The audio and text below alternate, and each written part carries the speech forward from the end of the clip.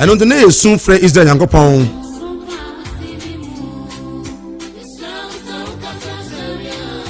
sɛ deɛ bɛkɔ so na wɔtwe awie nyinaa onyame ɔma yɛhunu ɔnam nkonkron so na onyi atɛn ɔnkaka yɛn onyi asotire sɛ nkwanhyia ne amanneɛ bi ba onyankopɔn nankasa onyi mfirim sɛ yɛ adwene sɛ yɛde nipadua sunsum ne yɛ adwene bɛyɛ a anokwasɛm sɛ ɛnyɛ adeɛ sɛ ɛbɛyɛ. It is the 11th day in the 3rd month in the year 2022. Adapa yatena se memo achibio ensan mo akwaba aseda na mede ma mo office stations no doors but ha and we make choice no sa no pay obetie me din at the Michael nana aduma ko be frame say Mike anopa yatena se nyamre na afi yatimi adi nkomo fi sabre ya no nsia papa mo militi aduanan enum kopem se no ndu be boy be so dwuma die so no e ba dwendwo my Ghana ho abedi o my Ghana ho nkomo ahwe kwampa o man be fa so betumi afa ne ntoma pa e de afra ya me catch no say ya anya ne an hihye ne yi an to ne yi a ya ye be wa kɔ ne ntimi be ba no e be ka say yen ene yen ntimi anya ne yi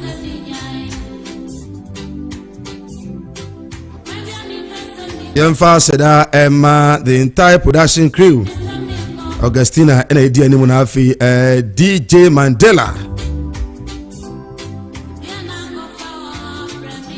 arapa ya so pani atrase betu yon fo na no pay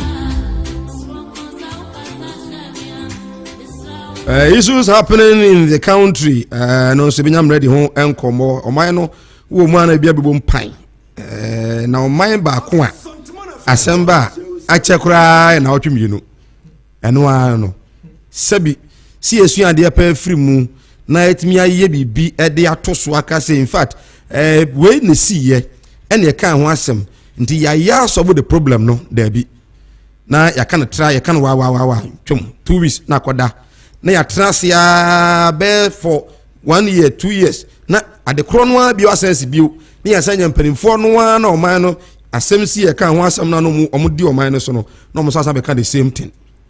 This is country Ghana and pay bi ana refia mekao so oman na sanete ndi na obi ya mayoni ana se obi oman mu no we bibia wonsuro adentia fizo hu ne se o Ghana yaka akra no na ebia na otwemienu ebetwam short memory and on mine wall. So we had a president we bold to tell us yen it was short memory and so what nasi adwene ho bibire nso a ohunu ne onyum tuni bia no otonyum pa o my Ghana bayo so no pa ze ne events ekra na mo events ogonya accident dem mo events ebony wu ya kwan na kwam tantan kwam bone ka sesi kwan ho anense mfata eye musa wo se ebony wu ye ensema mpanimfo kan ye we will get the road safety to work, we will get the road safety to act, ministers talking, the president and whoever e musa say ejuma na was road safety and adra for kambo mu eye Ministry of Roads and Highways eye akosi saying ye dam ye jagu o my Ghana na me no kan wasemi si ansa yesu ene ye ban a even at times it is very difficult to say o my na be kon kan se me no mienu yesu ne ye ban ya sesa no pay ebedi nkomo so pani atranse so pani akwaba ye nwa se Mike kim se rade adome ho ye won so ho ye oh trade am ponyam ya adome ho den anope ho den pa very well ye fast da ma nyame yeah nse na efiada enti wona wo su no ye no su ye no nyina su ye mo bia ya akọ se wo aye bi kwa me last week na me waye this weekend so me waye ni na mfo bi omo ma me no mo papa mo fifiri mo wase yakoboa na yakọ support omo enti beki obonwure bonwure beki eho na ofri bonwure ni nua pa na afri mu na me ya domo a wachina yakwa kugya no sana so na me ankasa me krom wonwe enso yie ne doso pa yie doso se ano wa ya busua pani ntino me ye busua pani sa no se de ye duru ne de edu say no unse unyine no na responsibilities no so doso ene no kre na doso nti mu bia yakọ wonso a wonso ato bi so a ware no so no ma tirin kwa na menya okese na enije no enkoso ntra da amen aso pani family room yo John 8:24 yo ena no pay fa yefutu sem de free yohani etira eti eyemotwe yemu aduonu enai se aduonu nai yo wo se entimisi mo se ubewu mo boni mu na se mo anya ni se mene no a ubewu mo boni mu amen owo hasam no wakai owo eni gidie oye se mo anya ni a se wanya ni a ubewu mo boni mu ebi ewu no a waka no ebi mo adwene o se ebi a just ewu no ase onam woni ase wawu okoda wa ansore ano no ka ho ano no yewu so ene ewu bi won so ese efi obi tiase ewu otiase so wawu otiase enso wawu ene bia wo ye bia ne nkoso eno no wawu no so ase metare a na why wawu because ye wo ye bia no you are not making progress. Okay. And also can pa. Okay. You are not making progress in anything that you do. Say oye adwuma kra no aboka. Adwuma kra no aboka. Because of lack of faith. Why some man nyima eni a. Say me no ambewu. So. There's a man nyima eni engu Yankopon betimi aya. Be tiase ewu. Be tiase ewu. Adwuma na wo ye kra no. Bo say because unyi ni Yankopon betimi ama adwuma na pagya. Ya wa no pay. We dey say my wasese adwen wasa asewe mu pa. Ya kada bia so dey bia wo dey asem na kwa kopie no. Wa bia eni oba bi nyame hira.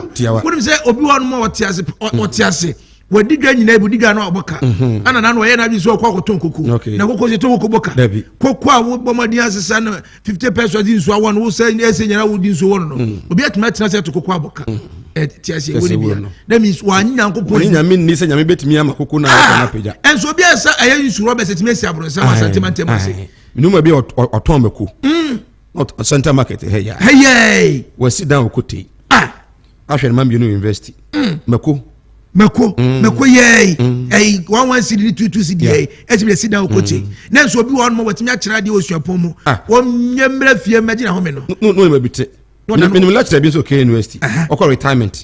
No ko tena busu afie e wo yija ebi nie enti we dey tiase woni bia wa nyinya nkopon ni nyame ni say de oye no nyame ka ho nyame betumi ama na pagya to hu ni say o me na mmisa say de bia me ko na mo sa ti ana pa ye futuro no ye futuro no ensore transe na NDC fo na e de to abana nim say omo sere o man pani say taxes on fuel no onyin firi ho omo say fuel no bo aye den ekwaso nyina no omo gitum say amonone ne bo na ye den na mum taxes no so iguso no eto dafa ngo so no dafa ngo so no onyin firi ho oye ne se beboa na omo ha se bokoko se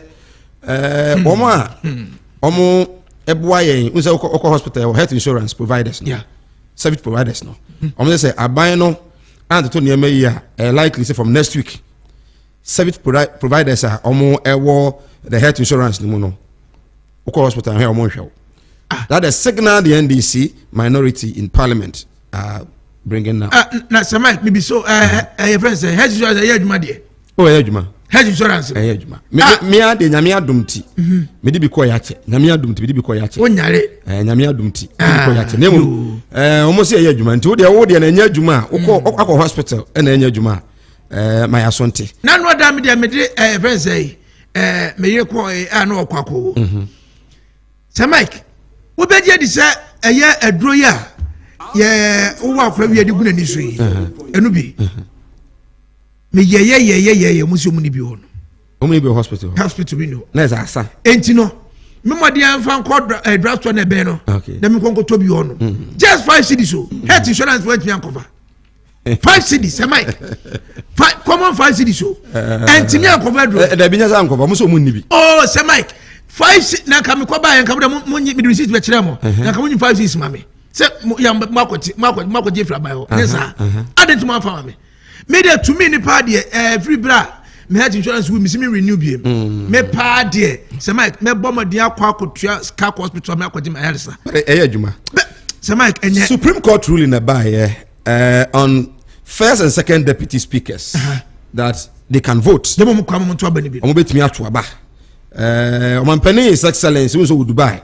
na na ko for na atum say this one is in the right direction no kra no hu say from day one no we na hu here debate bia sa na e was say according to 103 and 104 deputy speakers no etuaba nti ono kra Omampani wo hu die ntia na emom no the amount for Kanye and Supreme Court na the highest court of the land nti say we Ghana ni na omaka so na so ntiase a obetumi akọ review na moment na bonten ke cabinet Supreme Court we yes ugu ye court no ehun fi his excellence de odi aba no na anopai yanya honorable Joseph Osewusu Joyce last year ne comment on make here say eni kwan say ono no watimu no as a speaker no to aba at the floor of the parliament or the house Joyce Kansas ai ewa ye be bona afi ya dai just say okay say mpanifo say kwase ankwa na sabi onsa na adwenti why sana adwen na eno ho nkomo so ewa ha ene anopai nkomo ewa ha na posifo no a omo isada omo akromfo no omo so eho nkomo wa ha say security experts asase kasa say yanhweye na amanyefo no involvement in an attempt say yen enfa police personnel na be hadwen onse ye be fa police fo a be na DC bia so ne ko fo nsa o me wo fa se nua madam funie na obi timi aka se o me ma shebedwani meta se me peso aso nipa be ye aye me ba me afa be 70 ah police se Mike entwaye the way aye bomadian for security personnel o magana entwaye se Mike because eya kwa se ye jama amanofo no who appoints the IGP Ghana man pende appointed IGP so eno na Poboatin security expert can say until set that in betwem no e be yedin because once the president appoint the IGP no quota e be free president to hako MPs e be nyom quota o nyom de na esa nso a o ma nipa ne kwan ma no anka samfa ne penye de wo so esa he wo man na ye beto aba we misi o ye party members ntie mfo police mu amachi ameba enyema ntwa yi na Uber drivers enu ha wo so manya dwuma Asante region mo twi Uber boat and Uber fo no omo ese na bi koso a ntwa yi se wo wa fro omo se bi a onfa wonko bi adanyame ono so hunu se bi kura no a danyame no time na o de fa na bi a ontimi nko no a cancel pe na mpanifo na suspend no na account ma block nti never been ntwa yi nti Asante region boat and Uber drivers no they are on strike now we say nra koka chairman of the no kokwa pia chairman de ne ho ko make comment bi o grant interview obesi otu ntumi no yes our sister station Hello FM na koka kan sem bi anopai ye de susade but ye betu chairman de no ho kakra no pai esmo kan nye o yes o nya sanye but all the statistics be tuja so ebra na 2016 NPP enya 6 million votes no 1.6 million votes in Asante region in 2020 omunya 1.7 million but o share the difference now is the difference of 155,000 na no say enipa omo eto aba no ema MPP no odo say ekoso kakra de but the percentage we no was just 9%, 9.4%. But how to compare NDC NDC in 2016 had 413,000 in 2016. In 2020 they had 653,000 in 2020. Now you say the difference no was over 160,000, which is more than that of the NPP. Percentage wise, 32.4%. So, a no crash, let's say, the current chairman of the NPP, Enyejuma, and it's no the airbo, the current chairman, which is Samaun to me, no, I don't know. No pay, you better come back a crab, na, yeah, analysis be, say, Zamamu Koya. Ana se samanfo anto aba ye de sobo no bo hwan ye ma mo chairman na se emfa mo aban no because we had MPs in the region we have DCs in the region omo no mkuta the national resources omo de ye adwuma manfo resources one judgment ye nto aba ema amanyuko very good na hold the national resources resources ayo man resources no na dey adwuma menya so za chama bi o constituency bia no abama ne sika so on fa man the constituency na ye to aba no so no sabi o enya jimfo say nam say yesi we ne yepenti no se nkoye kura na yepe ne sa is anyway because na enya ye to aba no will show it through the ballot ne say yempe the one was say so bo no ebo no well ebedi ho nkomo enti wade no de ho ne se emfa so bo no mo chema wontumi so anya de say bibia ma na ntimi yankoso se de eni se de koye no de emfa mo wontumi enti na ekoya sa de say most Sunday and there's some MPs ni now because MPs ni now no mo ni now so anya de enti na yan so ba mo so anya de so they were at the city enti akwai se court da ho bobo obese unya me ho aka se jo enti eba ne say so a ni afa efe odi call be fa constituency by constituency so na busa say ebia so be constituency say vote no so trade a and enfa so bo no more the constituency chairman on enfa so bo no more no so uko subi uko mention of eso te ya enfa mo no kwada so eso te ya enfa mo chairman no ni aye nyina awie ni ebusa the chairman fo ni nyina so say ene ye den na say si ye eno be better since e dey bo ba ko pair on odom nyina no eno be better well Mike asabani menase yo menase say bia no hobio da bibia no ye won ye kufa be she we chwe na John Bodo say party manua omo basa okurum ha no omunyai enya sa ibe yo mo MPP for say mo ba sam too much ye nim say bia ndisi for start mo de be che we ye dia na say de enye mesi kwa bia me konim no entwa yi adansi wenchi buno sa amani abre kwa jinja so eno akwada so for no eso me yes enye na yo group de be so we your friends say police station executive amato enje be to yi good your friends chairman for the I'm to coordinators on the 18th now we coordinators now ba constituency executive na afemako region na akọ national yo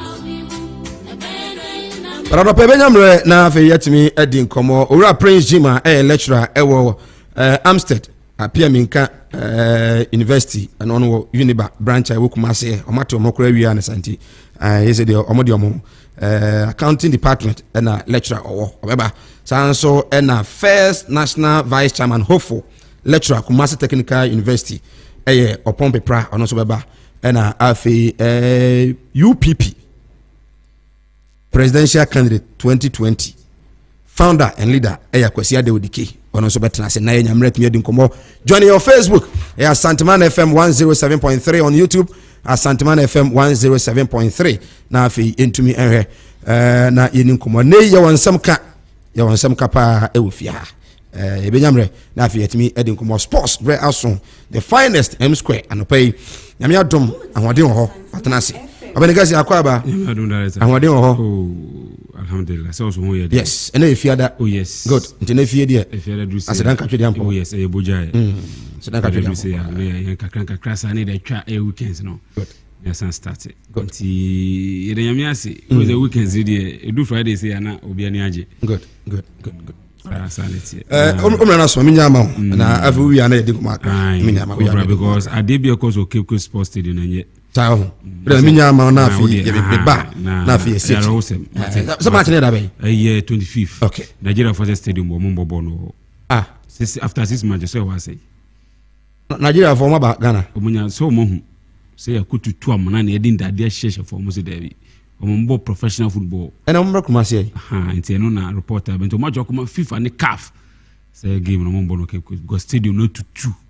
Who say on a soldier focus see dia no mu hurihuri. No dey omo tutu amana manfo hye dade ne nyama ma se park no. Omo sa ka kire Ghana. Na dey kwa na park was your boss ball. Very good. And only a match pass.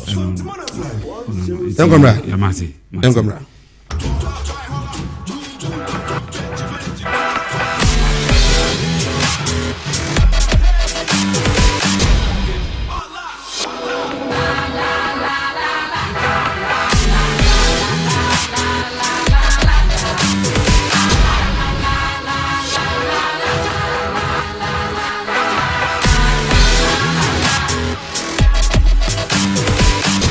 of course, yes, sama obibi akwaba from Asanteman 107.3 FM Brason. Say that Asanteman edited this sports no edible. Of course, Muti the man of the moment in can say Mike. Say what can I say Asanteman Dawuro no etim edible. Aya dear Brason say they good year munsam. Of course, you besha say they free a few year. Love your career amanane aya dear Brantia your friend aya Mandela ne ono ana ebo material sounds so ana abayu sono ene. Over here in the dress and what they papa make Augustina no and a camera next year about Facebook or contribute be about YouTube or moderate be music YouTube a idea kobo Asanteman 107.3 FM watch or no like in wash sounds na oko Facebook idea search bar no okobo Asanteman 107.3 FM esha na idea one like in wash and juma de na no idea of course obetima nyina live our juma de so your friend square intentem ye sha say the fifi na ko wire womanane of course ayade Nigeria Gaya Federation ayade omotro e de Bema Ghana Football Association ana feso makache CAF ana feso FIFA say ayade Cape Coast Sports Stadium ayade enche Ghana national team the Black Stars they the Super Green Eagles of Nigeria ababo World Cup air qualifier way air play of Qatar air 20 air 22 now a brass 6 match a course our Cape Post Stadium now ayade amanfo ko diagro amanfo ko jo money and a picture and social media ni chese ayade Cape Coast sports stadium ayade tutu ayade page ni team say ana Nigeria for who you must there be omo obepem Nigeria baby omusi akan no e fantastic e good entenya ade omapene abesi akan e was stadium to matro akoma FIFA atro akoma CAF say ayade ni monimu ya no omuntimi sesa venu no say Accra Sports Stadium mpo ana say baba era Sports Stadium omagiatum omomosi akan wo demom no say ko back Cape Coast Sports Stadium dia lai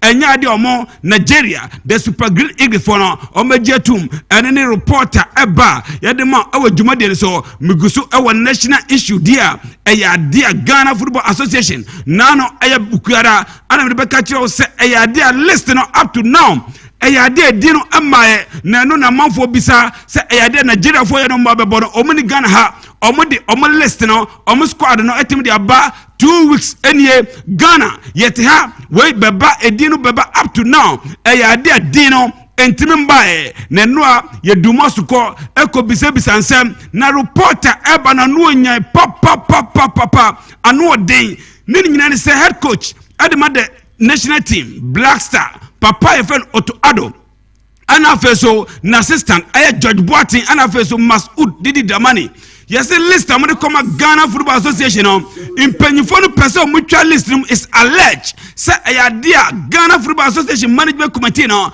as a list na Otto Addo de buy no omo person mo yidi no be free no mo for manfo players be edi room eno ana say Otto Addo say so omo nim no mo nim na so mo timi twa edi no mo bia ayadea what the resignation letter no ababa to bontin no wasaka de ntia aye Ghana Football Association omotwa listenum ana dientia ono Otto Addo no wonye na adwenda say ayade obeto adwumade so eno ana yese abom panyifo no bi hu a omo huye say omo kọ ata say omo kọ adwoa ene reporter eba yede ma ewo aye adwumade so enti list ne de masa academy I say why are you from na say bi ono wife mu ko honeymoon no ayade academy den ene nsem a eba yede ma ewo adwumade of course mami nkopiem ewo aye Ghana Premier League week aye 20 aye dia mpanyifo the officials no etim ede aba say anesity ukopiem ewo aye ne game ekos wo Lincoln Sports Stadium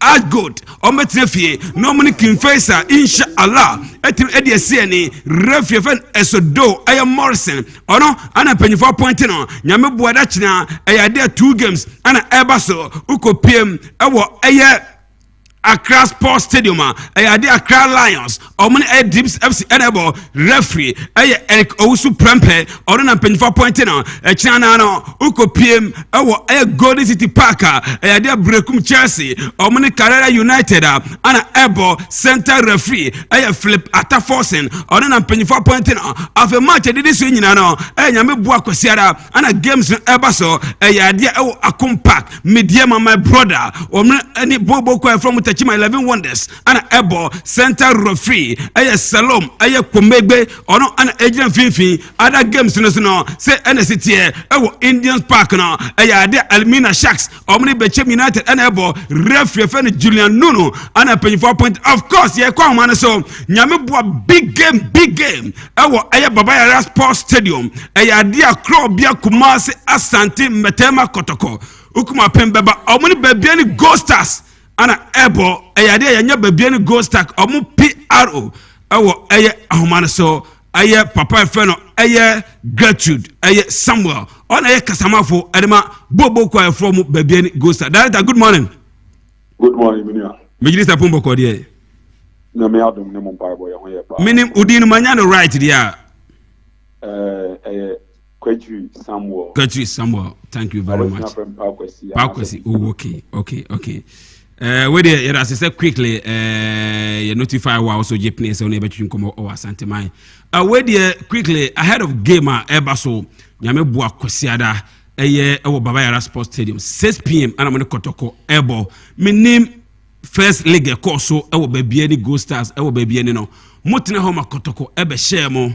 Na that game no na mo stadium will be a lot of chance baby any Gold Star mo say no especially that minute of a chance mo striker say no menim emma ayemodincho nyame bo akwasiada return encounter na baso ewo Babayara preparation at say motivation at say psychologically players no say I must say cycle mo well momenda was in a mentia what's here for in anopai said the Ghana Premier League my day 20. The may at my 6 p.m. Kwesiada or Babayara Sports Stadium. That will be under the floodlight. A big game. I said that in a sense. Osha Kotoko is in the form of their lives and Ocean performance. It hasn't been bad because I want that leg, top and Ocean performance encouraging. That notwithstanding, no, we any Gold Stars. Okay, yeah, so some games are yabwa.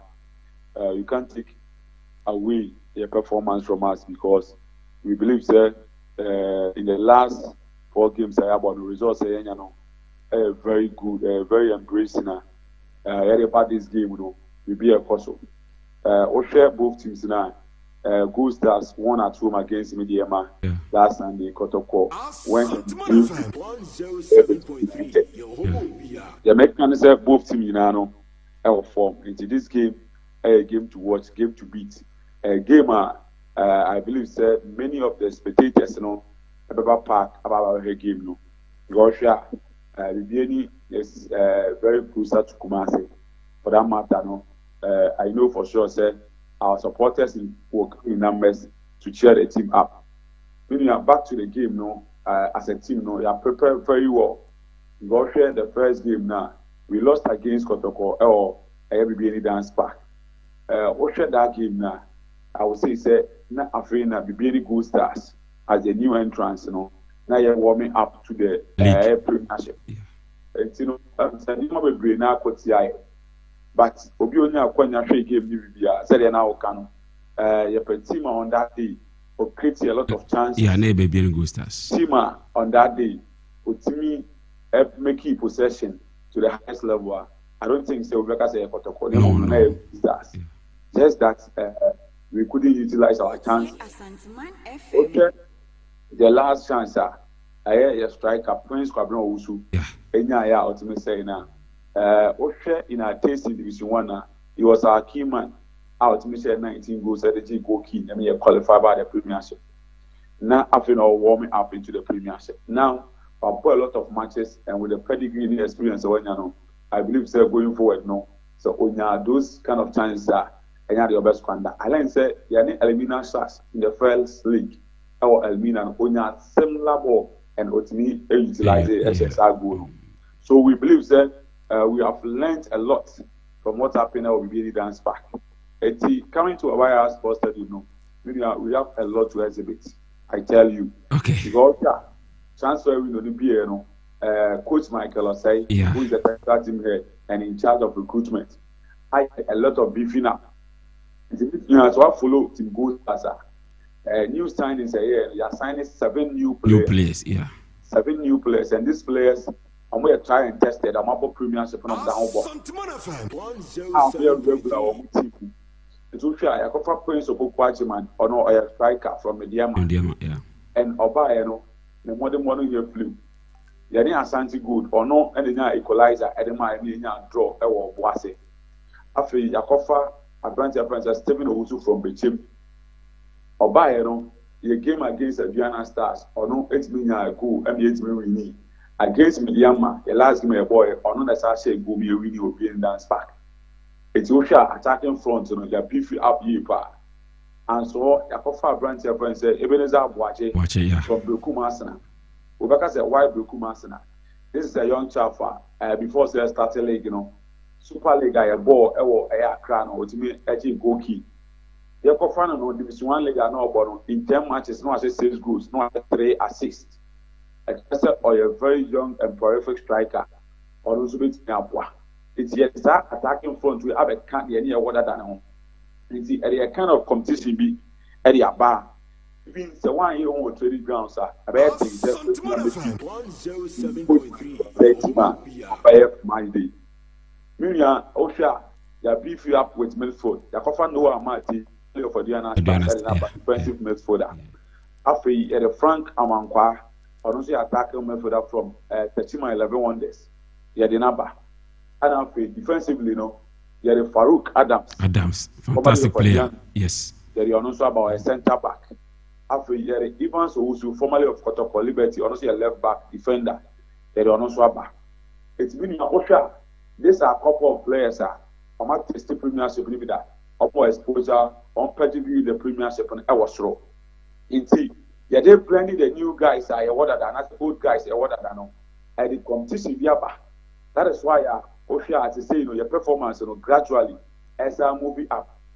Because na enyema enkoyi because na before say performance especially what away na enkoyi but getting a draw at Asante good or Boase, getting a draw at Takwa Media Man tells me we are poised for action and coming to Sunday against Tokono Wabayano. We are coming to pull a lot of surprises and yet they are prepared very well from management. Technical team playing body supported. What we are saying is Bawabaya Sports Stadium and to pull a lot of surprises. Anyone wants to say that will be our first home win and that's the first away win in the Ghana Premiership. Surprises means a win at the baby and go stars. Exactly. And I should take you by your word. Say baby and go star be free baby and abeshe kotoko nyame Sunday. Baba Sports Stadium. Exactly. So you should come and watch the game. Wow. And asema okay, wama kotoko for fans so nyame boa Sunday yen hwe fans no a lot of mu players no embobo Baba Sports Stadium especially say fans be bia 10,000 15,000 egu Baba Sports Stadium yen hwe say eban sa psychologically no so be ne benya mu players no so. Sure, because the players are using our players are more trying to test them about premiership depend. And these things are not new to them.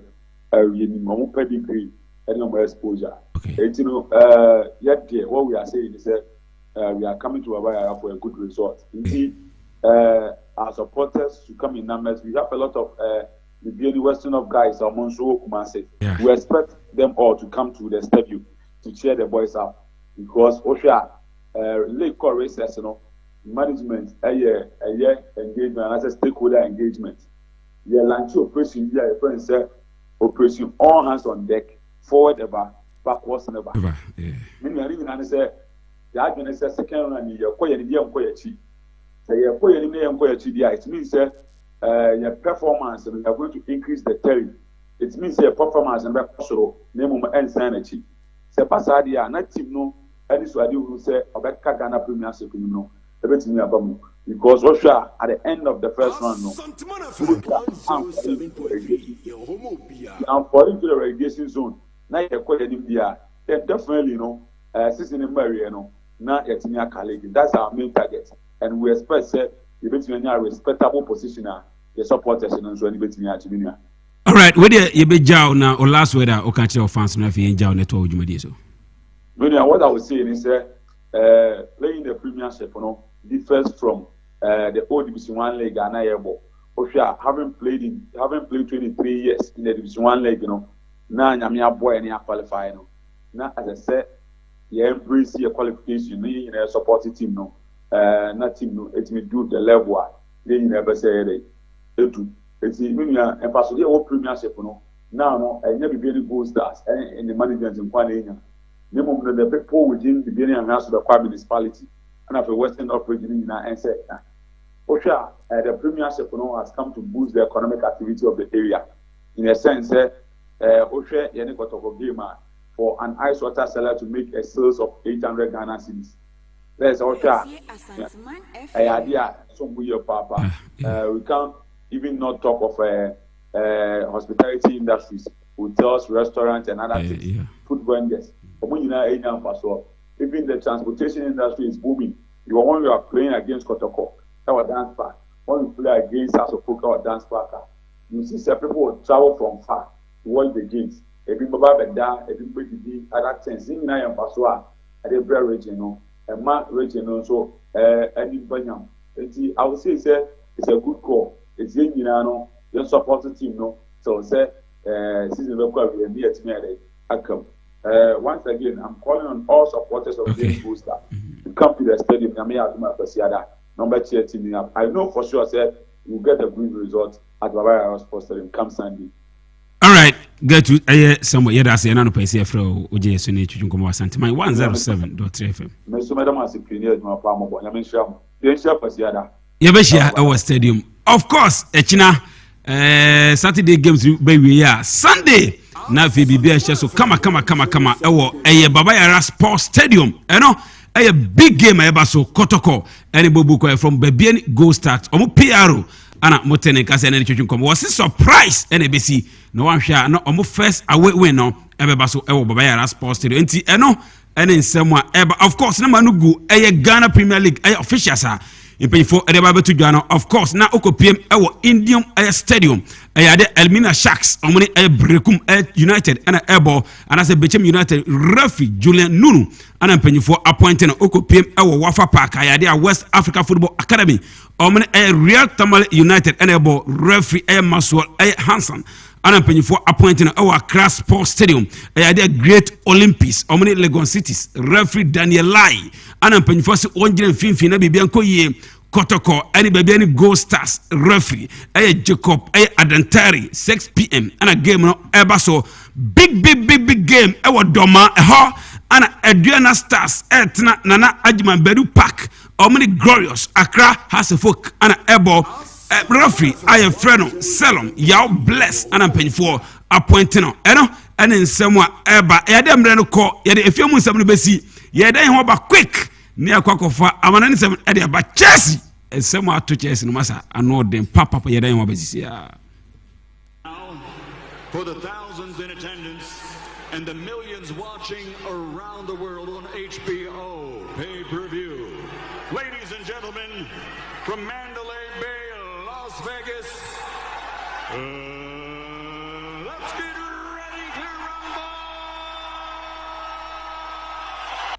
Of course, you're the bro on your super mega dance Asanteman 107.3 FM. I didn't know Europe air conference games and a bit me baso Bobo choir from AFP. Okay, Mutina Fiesha Bakuma Genta, and to can be a Bobo choir from Estrava Pra, Asha 9, Ama LASK Laxa, or Mutakan Bakon, Vitesse Ahe, Etnama AS Roma, Ebeshoma Kabako, or Montimati, Partisan Belgrade, Eshemiano, Ama Final Academy, Koshoma Kapole, no, or Mutimiti Economiano, of course. Bobo Kofo Budo Glimtina Hall, Eshemiano, Ama Ezet Akma, Etimtekanu Bakon, PSV and Devonshire 9, Ama AFC Copenhagen, Susimisha 19, Noah, Sagam Nukono, Etim produce goes to Makumako, Ayam Wache, a bra, Edis, a Bobo from PSV and Devonshire 4, Ama FC Copenhagen, and to share 4, Leicester City, Etina Fie, Eshemiano, Ama Reni, Etimtekanu, we are branching from Mark or Brighton, and a collecting Hianacho, when the 2 players of Mushe Gono, at the Leicester City, I had the Olympic Marseille Trefie, Eshemiano, Emma FC Bassa,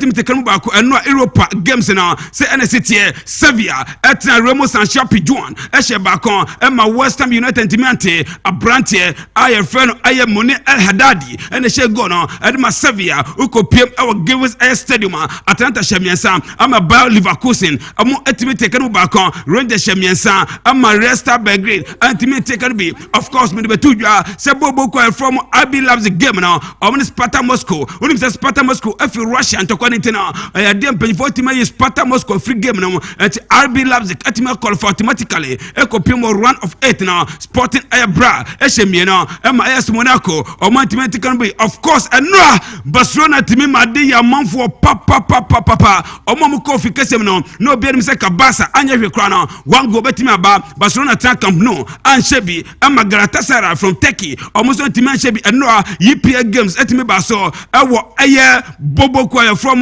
no was fie me Kakaro road no omo tena ma Chelsea ebe show me Paul miensa emo mu tekenu ba kon abrante fan Timo Pukki ehye gold ma eye Norwich City abrante fan Kai Havertz Messi Mount ana Choloba wani triples omo she go no ede ma Chelsea bobo ko no ewo St James Park no eye ade Southampton etena she ba kon ema Newcastle United omo etie kan mu miena na so mu she miena ti Southampton tena fie ema Newcastle United be show mo e kan miena ema omo tekenu ba kon wos etena ho she 9 ema Watford antimate tekenu bi uko Piemo Elland Road Leeds United na ho Aston Villa abrante feno aye Matikash Southern column air chamber former Arsenal player and afa so aye Filippo Coutinho aye Barcelona and Liverpool omo former player now omo boy ama aye Aston Villa e kochi Leeds United shomo e kapal miensa omo antimate bi ene games a Barcelona French League A aye ade bobo ko from Lille omo Saint-Etienne ebo and La Liga uko Piemo Wonder Metropolitano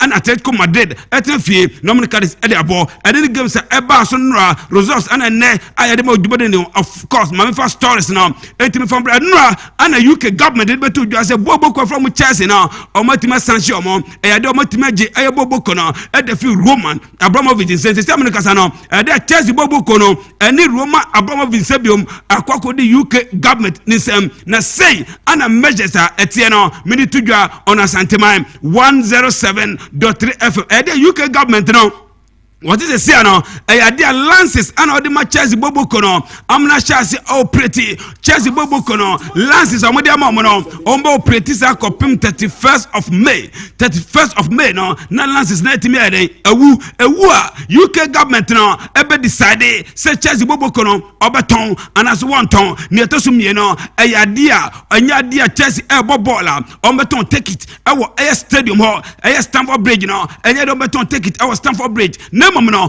omo seasonal ticket se ka se seasonal ticket omo ye be share season ase no omo to ticket our Chelsea game ni nyina no omo ana games no omo hwe bi say away ana se home no no se uni Chelsea ticket bi na why you say Chelsea ba ball no ba continue get to ticket UK government say dey no omo twem entimi nya adwuma ne to so biom dey Chelsea players no Chelsea entimi ton players omo so entimi to no players omo contact be with Chelsea bobo ko ne de ko biase no omo tima ko free and then the eba afeni otoso biom no Chelsea ekoko bobo wa away and you cause Chelsea team spend sika be do £20,000 a for munte ye say Chelsea eko Real Madrid na say Chelsea ka o mebo no ebe bru £20,000 UK government there be and ya the Chelsea also muti boka no mom no also muti me boka no say away £20,000 and I say below £20,000 and only away games eba no home games and you cause they do £5,000 and I say bro £5,000 and no any UK government no Manchester what him e dey aba ya dey ma awo dwuma des na Chelsea ko pay mo awo Elland Road o mutimi chi boboko ayo from Leeds United show mo e kam yesa mo muti e kanu ba kon na enra ebra game no ekos no Chelsea fans no mu huru eye boboko from Leeds United na first mo boje papa even Roman Abramovich abaso o mo say eyade o mo nim de o mo de UK government no papa no free Russia and o ba beto team awo UK o bo modern kama mo nim be dentia o mo say papa your friend Roman Abramovich na down for pa I Vladimir Putin papa na ni timo dende so wo na Russia ho na Ukraine for wasi won ja mo ne no the UK government say papa na your friend Roman Abramovich na nadamfo pa ene Vladimir Putin enti se nadamfo pa no dia enya de o ma pene da se o ma Chelsea boboko no akoso akuta no ni nyina ne se o mo se akoso otu papa no fo na nkantoko akoso no otimi jana mom no papa no waye din na jese ntoko na akoso no kra no na ne gi ho ene ne nsem eba na reporter eba ne se Chelsea boboko no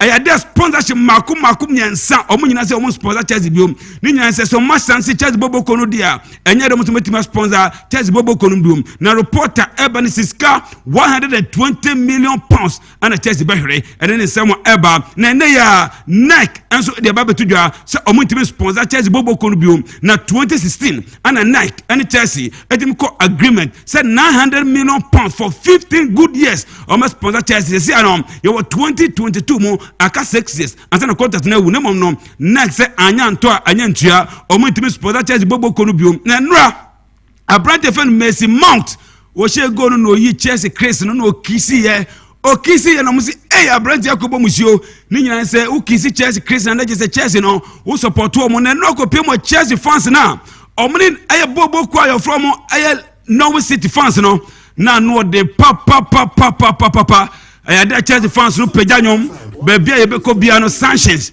na Norwich City for so apejanyom se bebia musumu beko bia ayade corruption di machi no mo sa pejanyom se o Norwich City crombe relegation na Norwich City so pejanyom se mu kro no sebi ayade musumu beko administration mo hwa yebe yi mu de league mu de moko ay championship no enta no uko pemo Carrow Road wa na nya grow we to money we na we to money we ene ne nsem a eba na reporter eba ne se no na papa fan Roma Abramovich na se wonim enti ema na ne private jet ba kon on se na juma dia na se ne company o UK nyina mpanyfo timi sidi ye na like o ye ne se na ne private jet ba ko pe ene die papa no timi ma no kopie mo Russia nya sa dia ka private jet no mutum sanche ye ene ne nsem eba na Thomas Tuchel we ko di Chelsea boboko no so enura story no by de na yare ho se na mom no ono we ready say Chelsea boboko no because of coach na Jimmy Carragher de futuo e de Manchester United said mo numu ya no so mu pe coach ababa coach boboko from Manchester United a omo cover Chelsea omo coach fan Thomas Tuchel because say omo sanchi Chelsea boboko no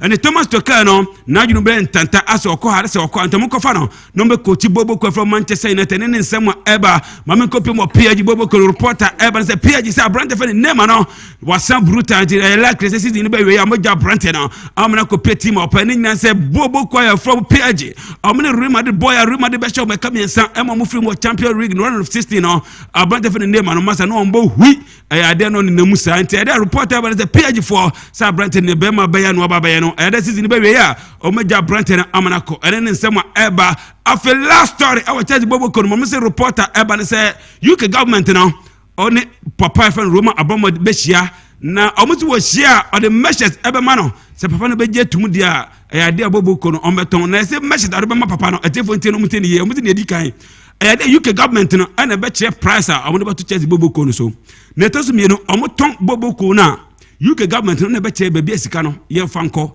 se de ba koma orphanage o se de ba koma charity foundation se de ba koma hwan ye UK government no ana be che apart from that UK government no ene be kire sika do a every year bia no mo fa Chelsea bobgo wa sa de we awoye ebe boa enti eno ene nsem eba UK government no omo se Roma Abramovich Asia omo na se obetimi agi atum sa message we nko ade a omo pene amato na mo so wan pene de a na se season be we UK government na be pe obi amana be take Chelsea bobgo no enti ma me gira we so na me fa amana ne nsem na tidbit on Asanteman 107.3 FM enfa entuja of course producer Mandela ana face so alongside baba wife and Augustina and African way now abon nyagro na pobo no kwa ne kume what I say me meti on mati kru what I say nyagro nti Augustina boy juma papa because okay a lot of studios are who say ma ekuta cameras ma MCR ma tnet ne ma dabi ne Augustina de nyame no kreni bia onim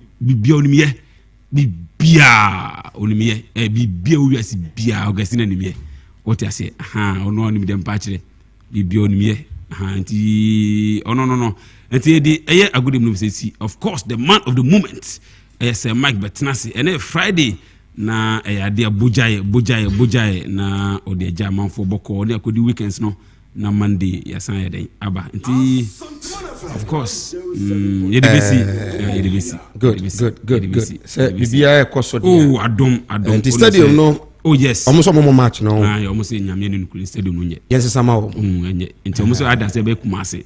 Okay. Na se Accra. Okay. Yamian stadium no nye. Esuo tutu. Okay. Esuo tutu kra to mu se ponko, on se ponko no. Omo pa bona e de show mo no. Eno tutu stadium no ma ne ma bebre na akoso. Nti almost se sano. No mo kopi mo Nigeria stadium si aka wo so no. Ay original, ay perfect. Ana mo so mu wo ay professional players mo si aka wa mo no ne. Okay. Enti omo no picture mo si aka wo so no. Ay standard.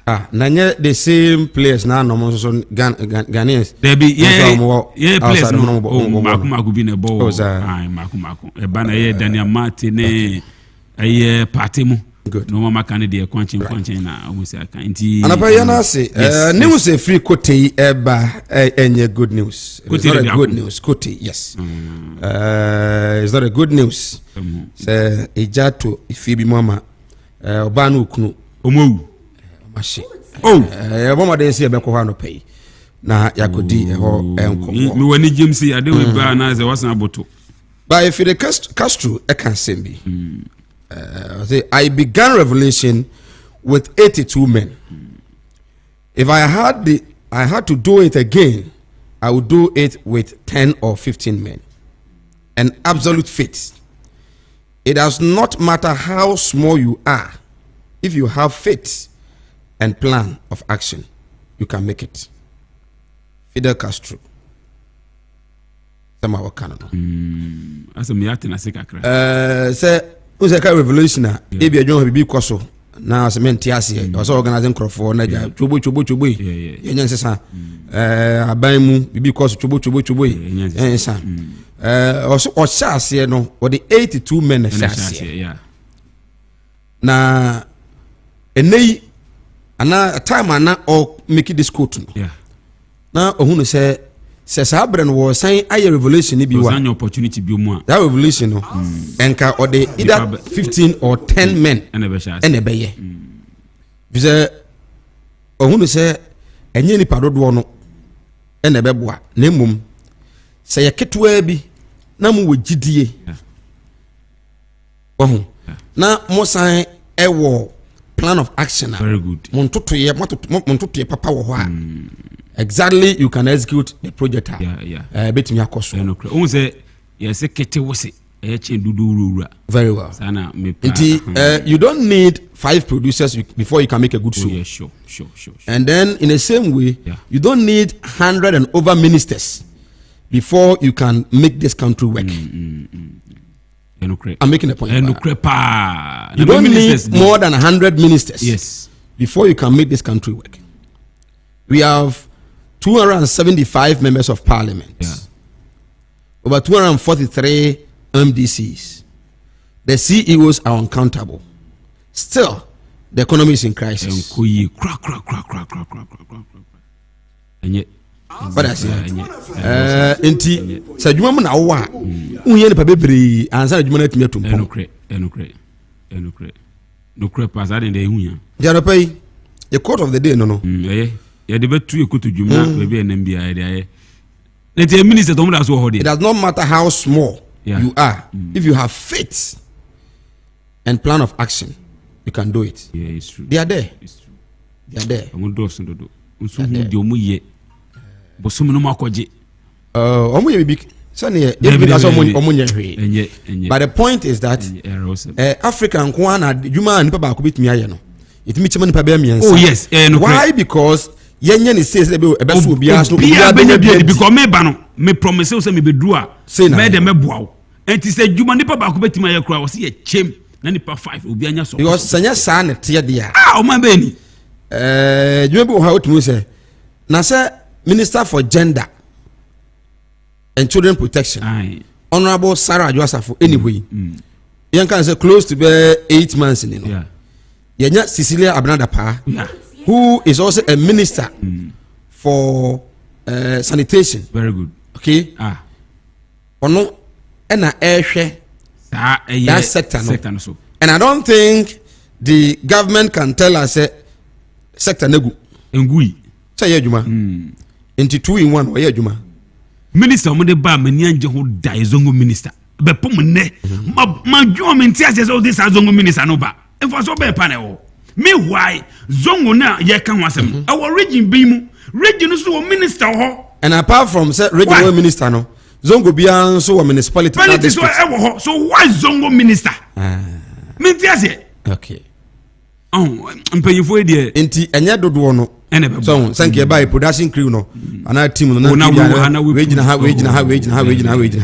no semu ye ketwa bi now if you have a plan this is where we want to go at na mrofo no Ghana for kwabrochi ba maka che say e adwuma enum Dawuro so oh yes ofria no kama na yentimi emfa ebia ministry bi okura na wo hwe why this may I believe water resource lands and energy water resources this ministry bitin aka bom oh yes and they true because land education youth and sports and so my baby ya chemu education ya sports why if you akwaba ya eja me boko de nyame adome ho ye pa nkomo no so ministry of youth and sports and your minister for education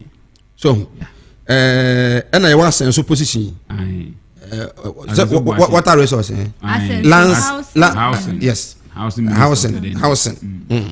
housing no what are resources sanitation ebet my one inti yentimi enkase yet the number of ministers so say ye chamu bi anya bi edi na sika ye dey tu omkan because now no man no enra Delex Finance omo corporate affairs manager openia ye feno Joe Jackson na enra na or chere the state of Ghana to some of us na I tell you the man was emphatic clear to say IMF na there yebeko even if ye G11 no kranwa yebeko because partisan politics say obi anim say wase ye ni say but me kase me ye ni say ya we be kase manka so wontimi nye because of that intino ye nyina na say inflation is over 16%. Okay, dollar no say saying it is 7.7. Wow. 70 pesos. Oh baby. Omonton Ghana no be anjini chef on. Okay. Yes. Enti say what say na oye the analysis then it tells you say I just say if you are adwene say aban wo so ye na adwene so be bibi na se beboa ye na nya adwene ni na nyintum irrespective of baby a na najina. What I say, but our mind also no seems not to be ready about that. Now we say in say the state of Ghana now free senior high school na BBI free including uniform any feeding no. Ke nyina ya TSC say our mind no state econo yenyi feeding no free. Na omo yeso e wo man ni nso mu abi. Na ke yeso e mu abi. Yenyi feeding no free because ni na akoye aban no so ne mamu aye de ntino I just want your taxes be and sign it may develop mine. Yeah. So if that is the case, and maybe a year a bro ya home so no. I don't entity free so. If I tell you the cost of feeding for the senior high schools in this country, God, it will shock you. The number of ministers we have in this country with their deputies, too much, and how much we spend on them. Too much. Now na yenti ase as o man ye nyina yenti ase because the way an em ekono likely say by the middle of this year fuel no and here a liter will go be 9 cedis. Me matusu so ameto mi moto no wi oh fuel no meto guma boso me kura na nsan ade o kiko na mabepake baby ba ko so a ya mabepake ma de ona o ye credit unions e wa Ashanti region eso o mahu se e mesika nwunu pa e wo man Ghana o mo se one source o mo se sika nwunu pa o man Ghana e ye se ye de aban no ankasa bobesia say aban no what the fe no maslog nti maslog no mama nkrofo besia omo ba hu say because say maslog na akoye say oman no amanyofo na demand no the moment aban beba no na wayi maslog CEO nkrofo no mo yadwuma ka ho then they give loans to Ghanaians. They will not say politicians, but they give loans to Ghanaians. But Ghanaians no say be am ji sika no me no party enti no sika no wontua na abeye eka e dey am na aban for France aba no abeyi omo for no very well into mo be kaya ebra na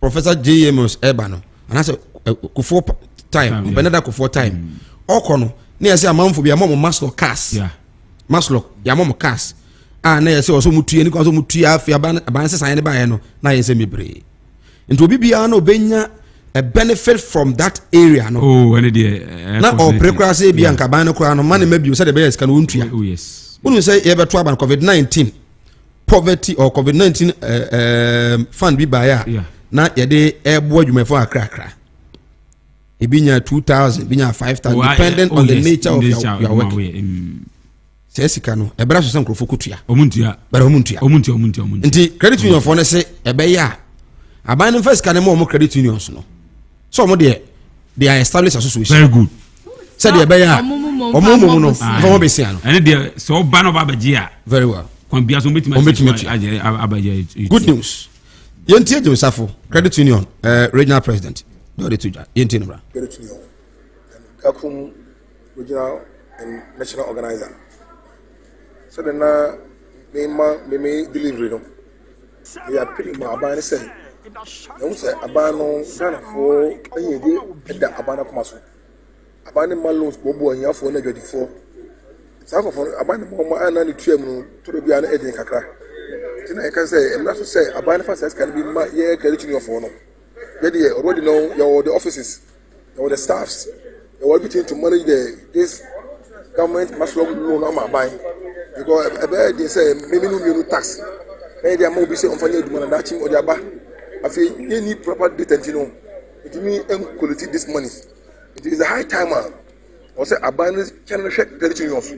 When the mobile moon you see all the managers and the board chairs around a chapter. We are here to learn something about the governors with strong leadership. You catch abandoned say we are capable to manage all this fund for the government going forward.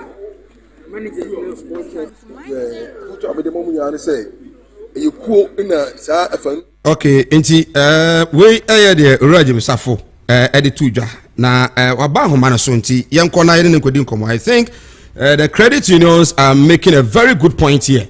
The credit unions are making a very, very good point here.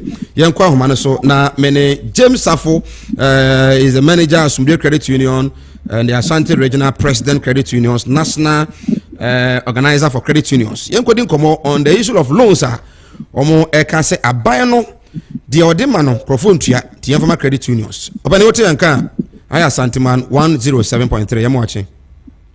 Ya mama tibi ma Asanteman mchia mone motie fuli na media ile kumbia wo Ghana mani gasa afana na enkomo amone Ghana ban ADA emusa munyina so pa ne sen se moka se besia no saban no ade ba ontimi nyeje enti yemfama mo credit unions munyina so pa ne sen se mark de ma tibi ina for say ina o say edi mate okay ai mama so lo ya abaya ba ko de bia no ana lo no abana de ba Ghana phobia omuto sa political party no kwana abre nyina omuto nya sa maso lo no o ya so kelti no ye di madia ye di boa Ghana abane Ghana maya ye mabusia ma small businesses muto boju afo do to su oto wode oto mako ye onya a little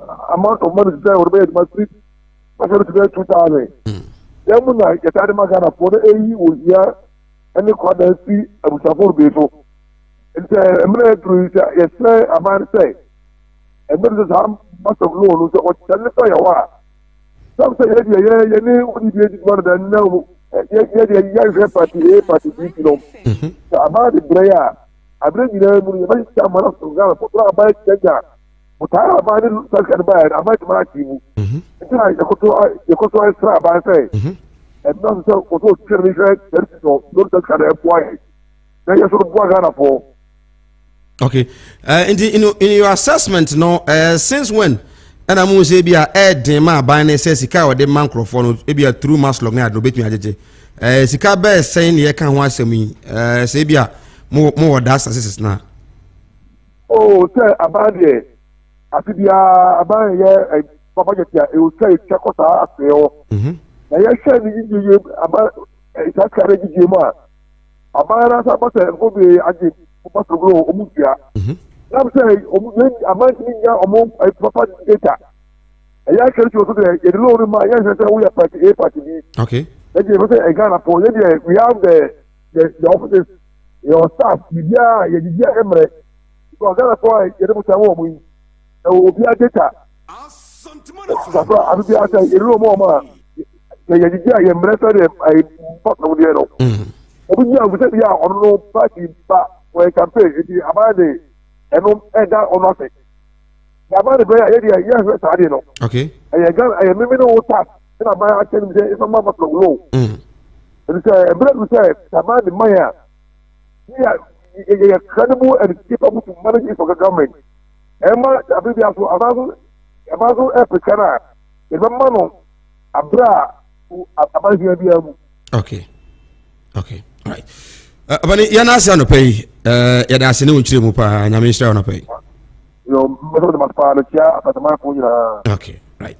Abuja yane national organizer Asante regional president the credit unions right James Afo and no kodi nkomo we the lecturer atnase and is fortunate say our accounting department our Amstead nti anopay nkomo member na te ho pa sans no dike so ba benya omonte ho say credit unions calling for the government say on seize loans ono no edema wase maslog na ono no eyi nkrofobi na omode besia no ma and nipa nim say the oya maslog kura no bia regional director no we bia oya MPP ni pa obi enim na agya obi enim no kumasia so oya MPP ni ndi ode besia na manipa no a den so bekoso akwaji fi so kwa party ba sikana medi abe meden. But those who are credit unions, no dear. The point is that omono ejuma no mati no moye ejuma to this kind of man we need party A, party B. So trying to recover all those loans no and yet difficult for them. I think it's in a good cause. And once we've all accept and we have agreed say we are in crisis no I think say ebeboa say in the nebeti ho ase. Ebi so kura call omo air calling say free senior high school no there should be a review. Omani mo ayeden enti sika no a ye de tu as free feeding uniforms. Sa na ma no kakran de ye ma wofo no so mfa na ban no so en high no. And then the number of ministers, if it is possible, the president was in hurry. I don't think now he is still in hurry. Enti gonya abotre na yen so oman no na nka the ministers no ko be keka bia bomu a yen tetete so na entumi emwa.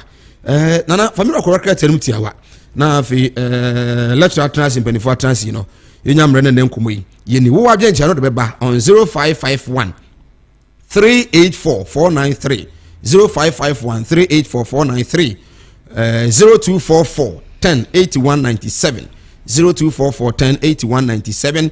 You can also join us on Facebook at Asanteman FM 107.3, same on YouTube at Asanteman FM 107.3. You share your views, your thoughts, your comment with us this morning. We will also be discussing a lot of issues concerning Supreme Court verdict by ruling by on deputy speakers, either they can vote or not. Now, it's been confirmed, so on me a vote to NPP internal elections and other issues are no pay. But I no pay, I'm no, I'm ready to come on. Nana, family, na fi yehu kakra by no pay. Ebusiafo ya mamunyina makwa babiem edba Asanteman 107.3 kasa fidie so nana yademu kokko wakrata ni mu ani ehyiase ede free the chronicle na ewo the chronicle mu na animu ha se ubehu se enkofo bi da ha se ya echemu se apieti victims go home today na chese wo mo a nam explosion a ekoso ewo apieti no mu no wene na empanyimfo esie wo mo na unya krata bi na okopiem ewo krata fa etoso mienu ni miensa wubenya emuntremu nyina wo ho na wo so wate ho asese de enhyehyeye nyina esi efa eko na eno achi omampanyi na nadodankwa akufuado enso eda hase ya wo chemu se eye nsemu a Chese Supreme Court di ababeto abonti amanfo bi ekasetia no wo chemu se parliament is not beyond scrutiny aha na chese omampanyi chemu se parliament enya dia chese wo mapase ye behwehwe omumu anase ye beka nsem bi ede afa omho enu ntino chese sa nsem na omampanyi eka ye be free ho na chese ya toaso ewo the chronicle na mu afenyo to minorities stop scandalizing the court ena waka che dom kuma ewo mrahye bedwafie se wo munjai se omukasa ede etia Supreme Court nsem a wo mode ebabetu dwa no eho ye free hodia na chese ye toaso ewo the informer na the informer ko wakrata no enso ede to mountain so echemu se omampanyi na nado akufuado wono nso ede ababetu abonten se eye nsem a Supreme Court ede babetu abonten eyade a wono nso eta wo machipa se ensem a omukaye no wono de osusu se eye ne kwanso ano no na afei yesanso eto asubio na yedema kwakopiem ewo the Daily Graphic ko wa grata no emu na mamenkwa wo mano somra medical matiefo anyantie se okopiem okotei benteka de se eja atofi bi mu ma information enya ne se asinipa ama wonawu mamenkwa na mene uru nyako obani otimenka no pa ya haya Asanteman 107.3 bibia bokode nyame adomo obani kwame we dey boy videos bi aye hunu ha any pictures fie bi a ahye drobe kote fa he na esiye na etibre ben me pacho kote ukokote new site aon ye fe bi opokusika janshi okay ta opokusika janshi no ta ho na o chakwa ni mu call writer on esiye enipa san na janshi omo enipa mienu oba ne kunu complete house wana se enye complete house me fan say ntabodan a omutoma tremo be almost be 50 years ni okay awo muma na yesi de be sibia no ba unhu be wana ayede happen ndi ebra na ejana ise no wo so omatam be 15 years and with their kids na omuma no wahene yeah maame ne de ohunya sapamo ne ma no na ne nua pene maame ne ba pani aha da o baabi enti ya na maame ne ba pani so wo baketo baako okọ adwuma o de ne beja maame no na wada dem obi wada se boy na gen nya maya ma nkra ne maame ne nyina da ta dan nim ba ta de ne de eno akwa gen no kọ no ba ntem nto ba ye no na maame ne pamo nkra ne nyina se omonko omunya no onko TV dunya no kwa nya no kra ba no se na mo ene na ma da dia chambo ku school na mo be TV nka Sunday na chambo TV nti next time kana ma hebi nto asa pamo nkra na ma mo bai ana ma me ta pamo nkra no eta ma mo ko se mo ko ta omunya no ho nti na ma me ni nie ba be si nti no pamo nkra na ma mo ko ye nti se ya nkra na de omunya pani na ba aku na no ye hu no ba ta chire de ne ya frɛ no pai e me ye hu se won ka hu bi ono so de nyame ado ono so aba ma me no one ne kunu na te wo dada na ode ne kunu to da nti ebre ja na yese no den na omantumi escape mu amonso moti area ho no na mo wo hene at that time da eja na start by 11 fast and na job by 11 no no madum light wa okay ba bi wo ta ba ne de be tu kra no nai nti dem se light ni tum ye no ana ono so tu na ye mu se ne ya dum light dia okoda nti we obi kra na ono so be pensa ni bia no okọ na ya pon ana no stress ko jinya ati wo ba o ne be pie su se eja ede ato ho o tie na ma me ne tiem se obi magimi onti ma me ye se ko be pem epon no na ku apie but na ho den nti be bia o pem ye na ko ye na wa na o eja na hye na no ye de oda ho ana na bɛrima no so deɛ wada duro bɛɛ wada koraa wada. Oma we come as who be mfie san wo do ne bu a wo be mfie be san. 50 goyi pa na bɛrima no ɔbaa no bɛɛ 50 goyi. Na so mo ma mpanifo akra. Ne ma mpanifo kakra. Fire service for the police for aba ho e be si anopai. Oh, ɛno deɛ fire service for the many police for the me mo ma ba so bɛɛ one na me se be mi ko duro ne na ɔma yɛ ɔma bi de ɔma bedum gya no. Ama police for no wɔ hɔ bibia ɔma bedum gya na kɔ akɔ ba bi fufuro kɔ akɔyɛ ɛno so ba fufuro dum na ta aba hɔ. Ama fire service for na ta aba hɔ. Me nim de ba structure wo kan no akoya de nkrofo bobo manfo fie achi bi ana se e de nua ne ntabo ne abobo bi ne reti mu no eno structure bi na wo kan ho asemi. Eno structure ba bi a we ye no obi esi ne dan ana on na ka ta no mfa ka ta no matana sa on na ka ta no ona o ton ne niama e o to ma ko ni tools ne bode ne ba yele ne niama o uti bi ga ne kra no ene o ya na je se nko be ko market akofa niama ama beton ana profi anto ata bi say yes. Well, kwame ya na asia no pay na ya mabusuafo nyina yakọ ya na mosoma hwem hu ya mai why okay yeah that's it good abusia kwame nyako resident okoti ho na amane boni free ho ba in fact enya good news kra say mame pani be 50 years na onne kunu dadem na ejetimi ahye wo mu ama yantimi anfo mokwan kudo ya sabia kra nso no mawu.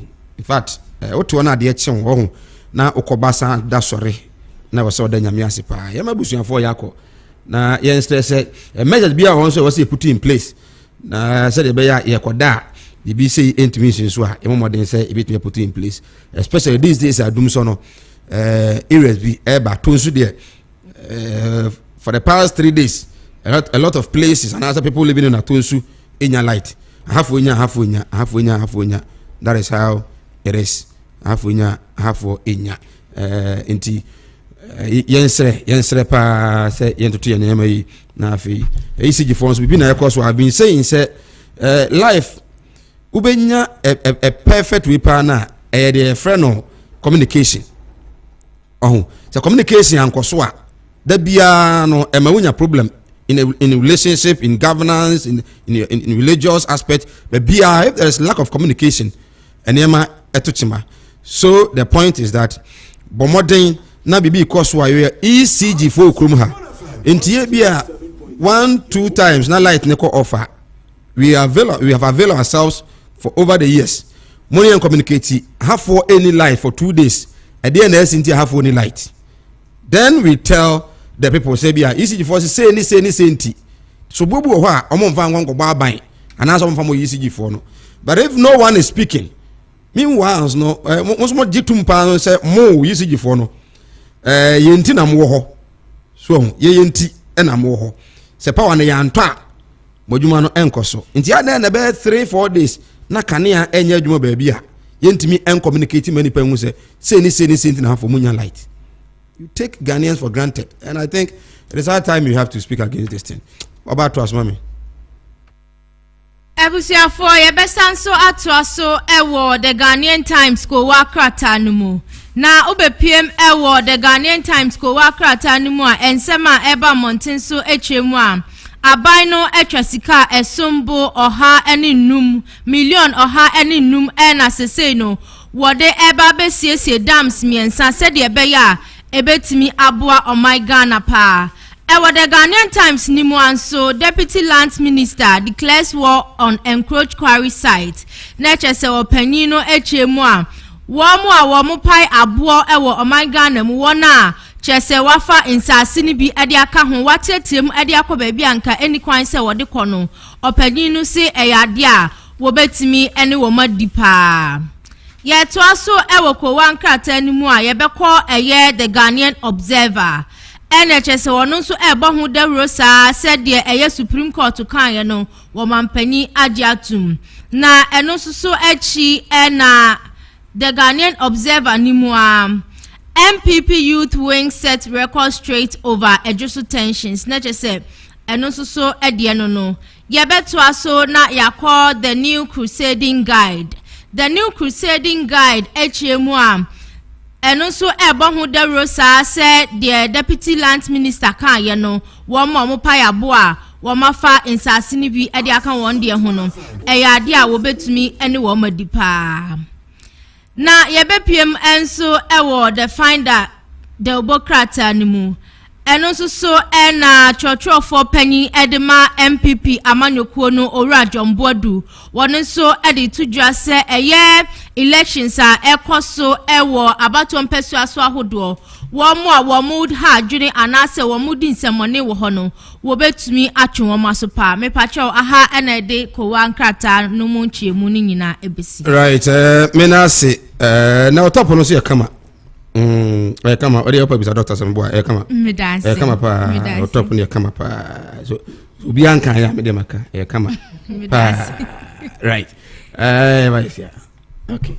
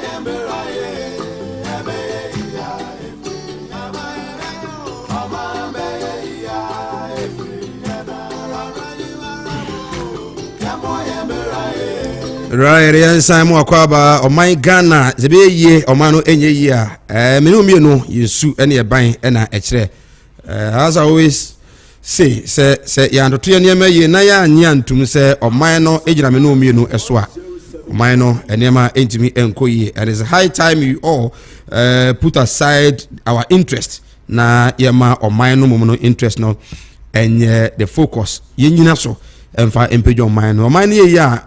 Of course, who business because so it doesn't matter. So we PPP ni, we NDC, we MPP ni. So my Ghana 2.1, wanna affect you so much. Say business because so you be so okay. So man, so I'm going so it affect your business. And if you cry, yeah, and I can tell you say some businesses may collapse. Say the koswa. Some businesses may collapse.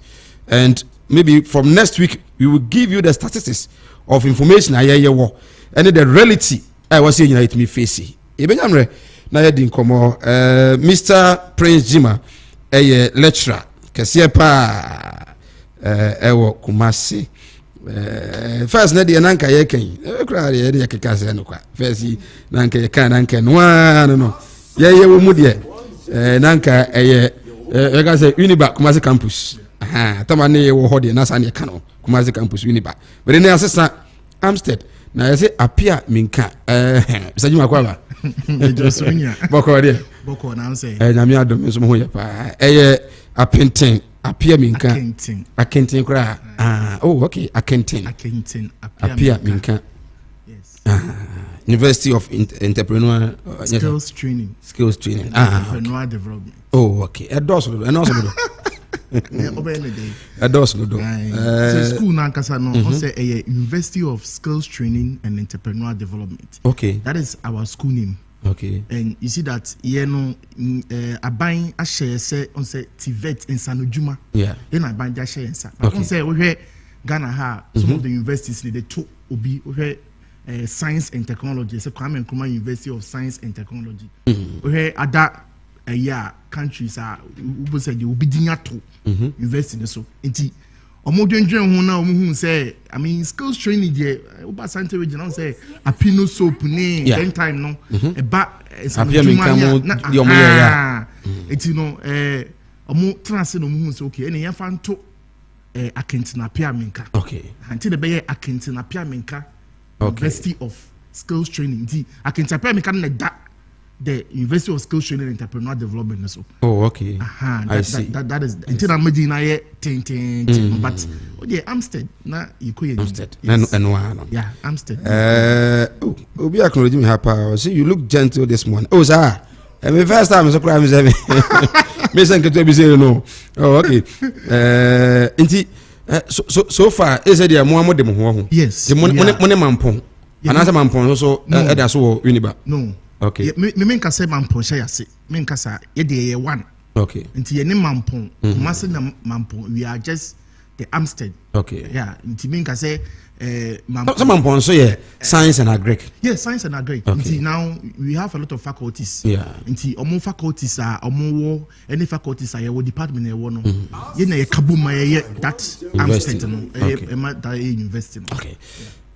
Young fan come away in Shas and no decay crab join the issue of credit unions or more call say the fella say as or mine there be any equity because politicians no decisions on be taken no to do no more mine say abane say me ma besia na abane de man nya NDC organizer na ABA or ye Maslock director e wa Asante region and waka say one day obeka say bi kwa na abane ni abamuti no obehwa jiska ni yeah.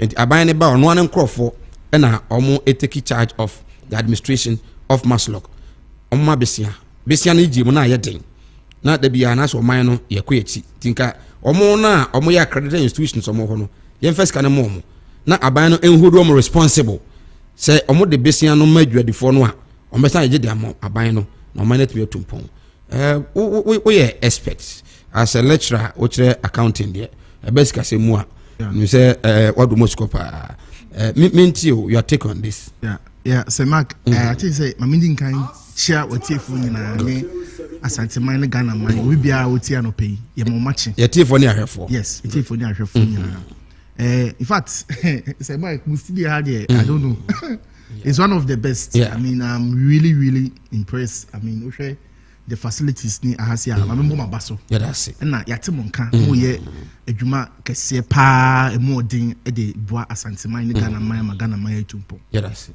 yeah no pay me da wase e wo asema go busami about this credit unions enyo monko I mean other savings and loans organizations are and financial institutions are all mine yeah me no mo ya adwin on say ohwe Ghana one of the reason why I ebedu bebia we one of them is what? Is funds. Okay.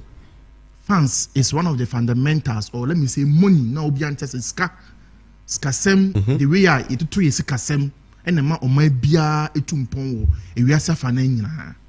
It is a yet mask log and your mask log on qua if it be MBSSI. Okay. MBSSI. I'm going for Nina Moye and Kofukua or more a buying a more mutu me be say a Juman Kumano. I all mine number so massing. Na ometimi aboa amanaide a move on and you see ofa Ghana hase ya sa adwumafo no anase sa ko no omuhia pa because o my Ghana hase be 85% or 80 to 85% adwuma ye o man mu nyina eye sa adwuma small ones and now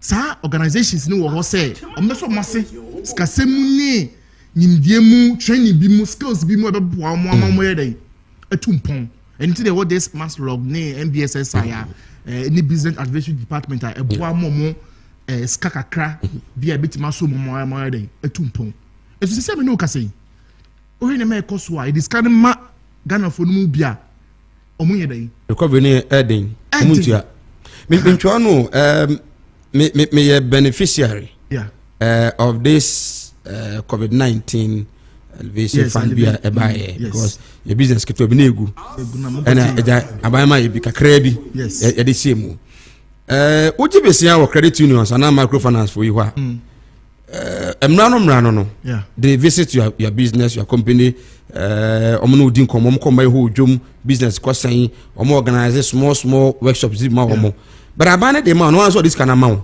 no monitoring on share the case be anka ho no answer this kind of amount sir.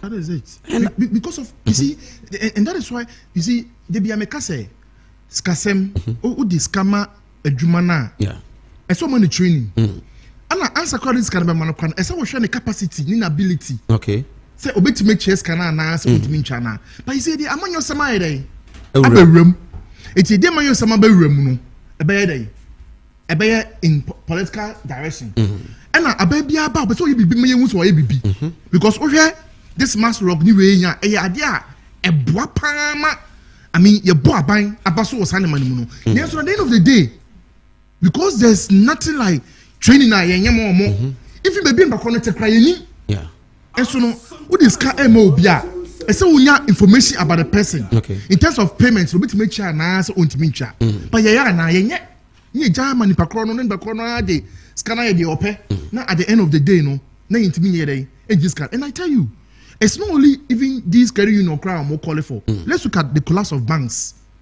see one of the major reason was loan defaults na be briaje busia omuntimi ye dey encha because you don't really institution crowd na commercial banks na omuposu sene these mass lock and other savings and loans no crowd no they're not able to get a lot of information because one Ghana ha o fele bibi kra na o fele forms and hefa na would say your landmarks they are all not working obi be fele say mete ha ne ha yinti bi ko unim say o bank account they normally ask of this water bill and light bills I'm telling you people use people's so you see so at the end of the day how can we track you and get it and I can tell you every business or every successful businessman the person need credit. When I say credit, I'm talking about loan. Majority of big men or businessmen no. Yes, you need because accountability will say you need a liability to add up to what you have to move on. Okay. But sometimes it depends on how interest now which that liability now they owe you. It's obia or mining and now obia or koso bibium no or just kakra support the capital na or no moving on and so no a client first of the capital man no yenya any accurate information about the person even a jumano crown shop na or no puno we don't even know say shop na kasa ye ne dia area na or ye no yenim ni pakono kura suban yenim ni kind of a year baby because such loan baby for but somewhere or some part of the world so what you loan we can even track you and know say as soon as you what you loan intino ye share ni affordability ontimi dey ontimi cha intino intimi first carry dey emma no but what is going on inti eno na ma ebedu bebia ebedu ya obi car intimi so the credit union I mean association no maka mo habo ma tell me no mo ya adwen in some perspective so you ask now mo ka say yenje mass log ni we ni nyina mo busa me say omunumpuno organization no good loan recovery no kind rate ASA let's look at services but most of them have been successful who's our credit unions sir who said the other way for no guno yeah I mean say I mean when you take even the commercial banks apart from we are buy it be good no I mean say e be so who say e be a giant but you see interesting the majority of them are multinationals majority of them no they are let me say when you take GCB bank out of it majority of successful banks are going to be brave and Ghanaian owned businesses. Because Ghana no sometimes so cry can because sometimes as a director or a manager of an institution, account if it be agency theory. Oh, I mean, nipa na mo de music cry day. Asem no. So sometimes Ghana for na day. It can't be. So can be. And me, I don't have any evidence there, but you have to say even this mass log who can one say crano, obo crana, or can it be boom? No mako. Sometimes one particular business can register 3 or 4 people as a different entities, but now the same person no but because of maybe political affiliation, na aide scan of crown ochia na by the free so na decrease a bad debt, but a tax. So moving on as a country. So even though they are calling say Asanteman in amount, but almost no we should also before we this I mean a year of argument or making any suggestion is good. I mean if we decide the manager almost say some of them are successful but what about their recovery rate? But I think omono bit me agene yicha asin aban no aban do ntimi kura o na obeje ebeto about 2024 we hunu de besi ma memma senior lecturer Kumasi Technical University, first vice chairman hopeful for NPP national, 3-time parliamentary candidate hopeful for Asanteman South. Dr. Pompopra, Banyakaba, Biaboko, Radiadumboko, Nedenka, Oyache, Wampa, Unilito class, into Unilito so studio. One day. Oh, now, in fact, it take a trip because Echo Accra by now. Oh, okay. Trip no exert influence on me. Oh, and Yakafra. Now on your way, no, you can see say buy no juma. Oh, I'm glad to say information. I mean, say major bypassing in yes, yeah, do awarded on my contract. I know they can be say enu say afi enko ewiye de nanka dualization no doctor abem Debbie Mr. Oh Mr. Wa I know they all can say one here na my timeline na ya recorded to her na be duru na afi de e kwan de hu say koso sa o aban de ama contact match me aka Akabe 9 months. And that's all I said. Okay. Tibi. Namse amudie no mu enso mas. Nemum it should not be said by any obedient. I mean, enfamom. Must log there. And no, yeah, say, I must log ye. Say, Abano discarding more man or good must log almost the same kind. I mean, no, I mean. I didn't hear my Ghana create a year. I mean, by creating Maslow, no, and it's small businesses. I don't know, you can't or more we into small enterprise, and or more into micro enterprise. So I mean, or maybe or how or no see. I mean, describe on I mean small business, but all the bagana more you from. MBSSI, National Board for Small Scale Industry. Omono or the send umusi defining no eno na I mean yefa. Na offer MBSSI omufre micro and enterprise. Say enterprise beer or no employ no more than 5. Na or fixed assets of value, excluding land of not more than $10,000. And no a micro enterprise, and now most science was small enterprise. And no should employ between 6 and then 29. Now fixed assets, I mean, excluding land of value not more than 100,000. In way too no, and MBSSI, the group from small businesses. na I mean omo fi MPJ into at times ya na omo hiamwa and unti set up Maslock say emwa. Okay. Na adenti no ye important no say I mean interest rate Maslock at the manual ya na far lower. Okay. Usually no last time I check it will not be more than 12%. Okay.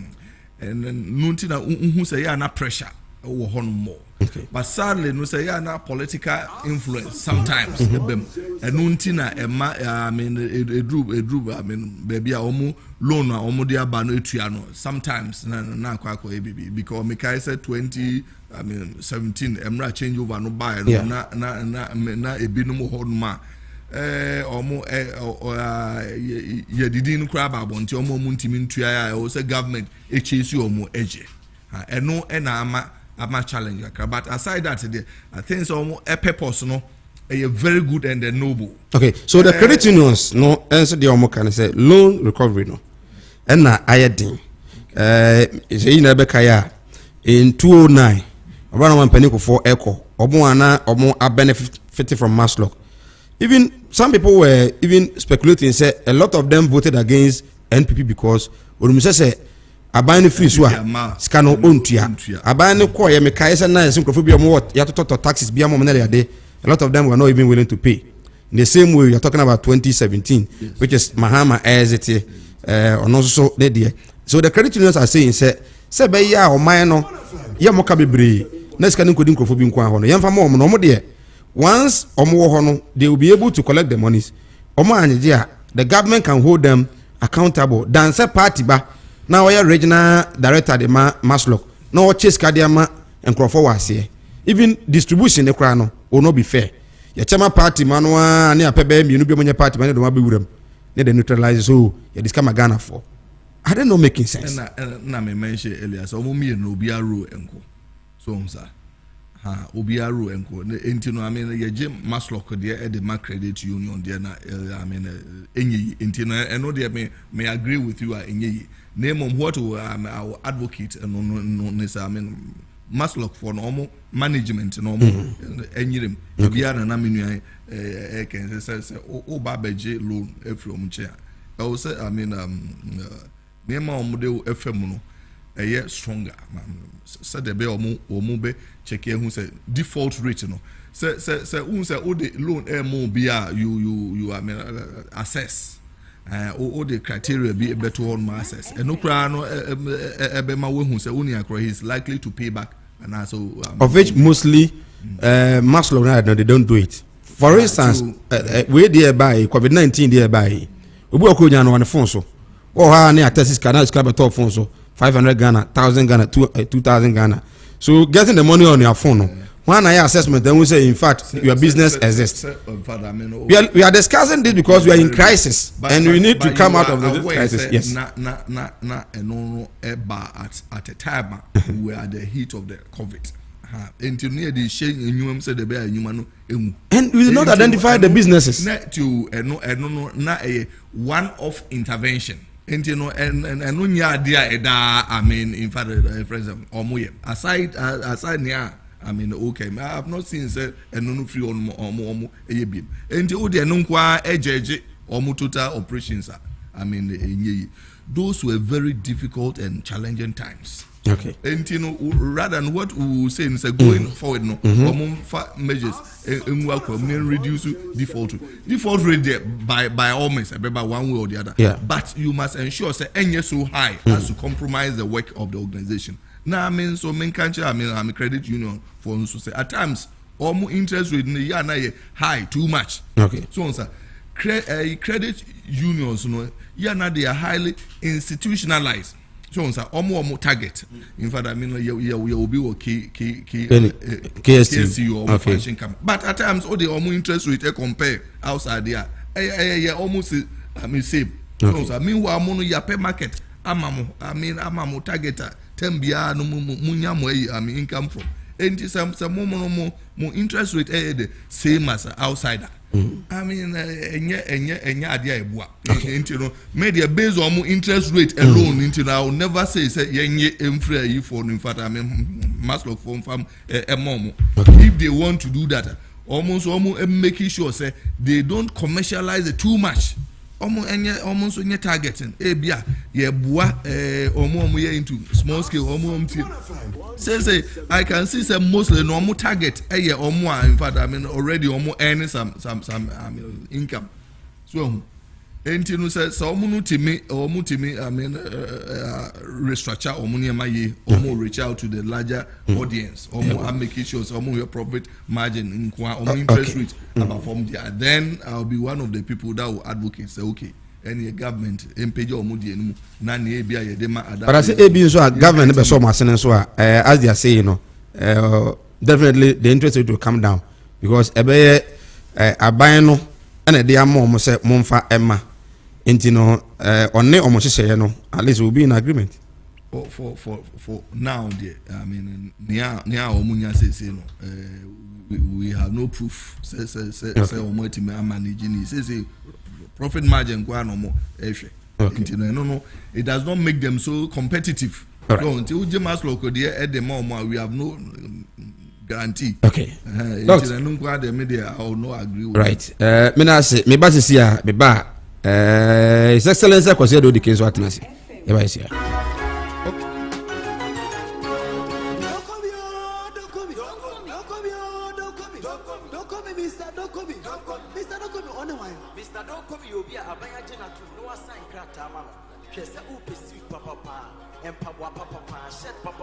Mr. Don't come here, say, engagement, outdoor, and wedding away. And then Jamaica now will be a shirt, one suit and a shirt make up for Mr. Don't come here, say, Mr. Don't come here, or here. Mr. Don't come here, boss from my brother, and so on. From on Sunday, Mr. Don't come here, yeah, let's you. Now, face is somewhere teaching the bench, now open number now. From my true for you, 0249 092824. Mrs. 0249 092824. From Mr. Don't come in, Nadia open the best suit shop in the world.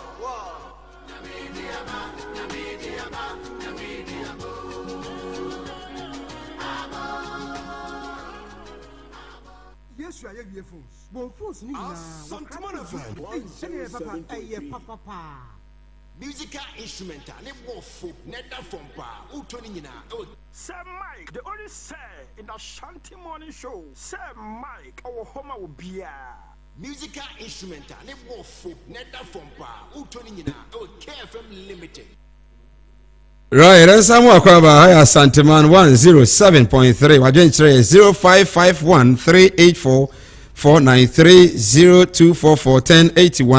05513844930244108197 mene lecturer Amstead Ura Prince Jima lecturer Kumasi Technical University Ura Pompepra and a politician, highly politician, leader and founder UPP Ura Kwasede Odiki and Yedin Komo Awa. Excellency, here credit union scholar almost say Maslow Scano, Abano de Ma, a man phone to because I politics. Think Abano channel fama or mum. Now, Omono Enfama said the Abaya, or meet me, I just kind of back at the Ama Abino. Is it a good news? You'll be chatting for you. Yes, sincerely, you are making a very good point. Abai air recapitalization, Emma FM, say, me abai, my bro 100 billion. For Emma, a fixed interest rate of let's say 5%. And a more stroke a credit union for more recovery. No, most of let's say 1%. What it means is that credit unions can no more there. They are only a friend saying, "Omo trustee." Okay. If you this can require volunteer, now my show so much, then they get 1%. And you far better than political mass log now or mass log no. Then these 4 bumpers on my bands of about power. Umbaya room of Trescati Tamo. It is those beneficiaries, no. Umu mass logs can say thank you money from their political party. Okay. You talk about you now MPP. With him, Adiaba Kwan Wagana, AD and say MPP NDC. the overriding interest of the nation omo dey at all ana omo dey omo party interest overriding national interest but no kwasem omo dey say party a subset to Ghana sɛ Ghana nye yi a o party ne emu nipa mo yɛ dan nkosi aga opa efiri 1992 bara adeɛ bi sɛ MPP wɔ power they try to defend every move of the government. Omuba opposition, they try to criticize every move of the government.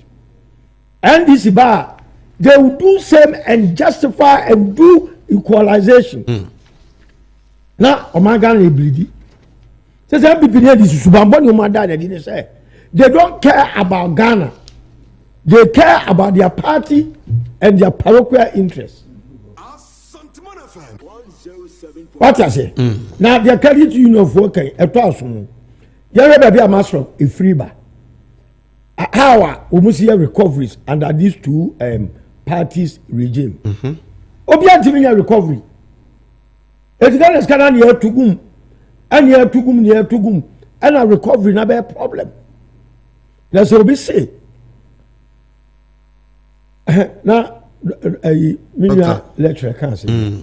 Or say they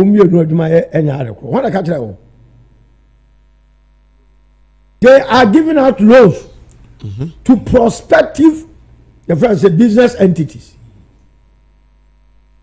80 processes are requirements are more qualified. The standard is the same. But much about a political appendix of a ruling party. It will be a gist can I say, scare me, thank you money. I don't have a talk of for COVID buyer. May apply for 50,000 to pay my workers. Okay. No question, say, I receive a call from the government. Say, Mr. Dike, application you process it. Along the way, I'm starting some lambastia buying. A basic ne mantifi. You see, oh, MPP and this woman was say, as a kind of phone answer, and we may justify their nefarious activities. Now, Ghana every day, but we may not lose fight at the side to the fact that say. And then this is before one Oklahoma. Oklahoma membership, Palmo card-bearing members. Obian who they do 1 million people. Card-bearing. Yeah. 500,000 kronu. As sympathizers in the home and to Obama. And now about by a ruling court, Supreme Court, any the Roma Park any crop for Kogo, Sabaya, China out a friend saying, William, a bit favor government, you know. And this is also I elect. Say, we are going to push our people into Supreme Court and Appeal Court to also defend government activities. We are. I don't know what sir. Adia yam ya pa ne say minua and this for opposition and this ni bia no a obetime no akasa say sika me pack go me da so dia me me to me oza no musia and bibi zu ko opposition encha no ma start complaining I don't know nyan kan mo nyan o man yi na nyan ya ho to nyan a very robust and resilient economy about affect everybody's life. Now over dependency on others in every home. Me just say Ghana nye ma yen to ye no. Omuso mo mpene. And I quite say ya ba ye ne cronies ye ne ya wa aban and na de beka bia and I say mumpo sa ne be. Look at the behavior of Nanado. Very appalling. At your age, can't you do something with the legacy? He has promised to do that. Oko Dubai Utiena. I say he accepts that there has been challenges globally, but then the assurance is that on the buying are putting measures in place to fix the challenges. Until the young say Benya race money so be supporting. Now do the only any infantry or so ever to come and ask Ghanaians say you repose your confidence in him. Now World Bank country rep. Baby akwajebo sian. O si na Akufo Addo amamu na ho. Na akwaja Dubai na akwa Kansas mo ya. Baby akwaji ska free no. Wo mu wo si na mu ni wa. Wo se Akufo Addo wa mamu na mu na ho. Usika sam e se do titi kan of e wo sika sam na mu na ho. Emlemu en na ho. Okay. Corruption emu na ho. Eti. Na nam se o kasa wi ana ne refi no. I mean, you said another. You move the right way to use. Okay. Well, okay. And I want to can I join 0551384493 0551384493. Arabanabeka me say the realities no. It doesn't matter political party I belong to. What we are seeing, if you've not started reading now, once I saw what kind I say kind. Na de yehu no enyawan wa se ebia IMF na de yemon pae pa nyasa yebeko dabina IMF ya de boniana yemon pae ana I'm say more educate say e ko for policy credibility you don't educate Ghanaians no okay no media people no I want media to be am Ghana ba ya call IMF 16 times yes ya call IMF 16 times obu ha enimusu kese pa o e dey musu Akufo Addo amemwe awo bue ana fonso mba be manager enye better than the Akufo Addo here. Okay, me samba. For you tell 0551384493 05513844108197 aha Asanteman FM. Idin the same like go so din ko hagye chen fabra na enyambre nkenkan. Ketwa bi on internal politics in the NPP. The party directives they say more also confusion here and there, distractions. He says John Boadu, the general secretary, say there will be sanctions for such people. Then Rakwada so the Omo Amokopi mu Accra and the other. The commission say NPP internal elections are more and matters arising out of it. What it will follow be Sana was saying na yes. Sara wo sisi ni sentia masa mameka se mi ntremo ase ye kromaro asamba we don't dig to the root cause na ya fa asem no on the surface na ye be see deal with it. MPP a very good party, if you may recall ye migrated from a military regime by democracy. Women are the strongest opposition party. No more man. And they made us to believe say they are very democratic, right? MPP constitution, political parties are more for more. Yes, was standard constitution acceptable. And near the no a national constitution war inconsistency. Are you with me? And the other party, A party B, you never be brave in our constitution. About 90% there, the call. In a political party settings, a Congress and elected anypa. That's how Congress, when you elect my mandate, Ubiat sound. I just said the next Congress. But so I had the party now. You set a committee. Na committee no afre mo atoto mo ano ahwe enema ede kwadu na ede bɔ mo na mo beyi mo anu wi a then be push akoma neck na neck for ahwe say I was say atwa so na I say bɔ kokwa na so si ejawo MPP akɔ Congress or Tamale that day umuko na Akufo Addo Kwabla Japan and Afoku. Umuda one hotel. In the morning, everything was fine.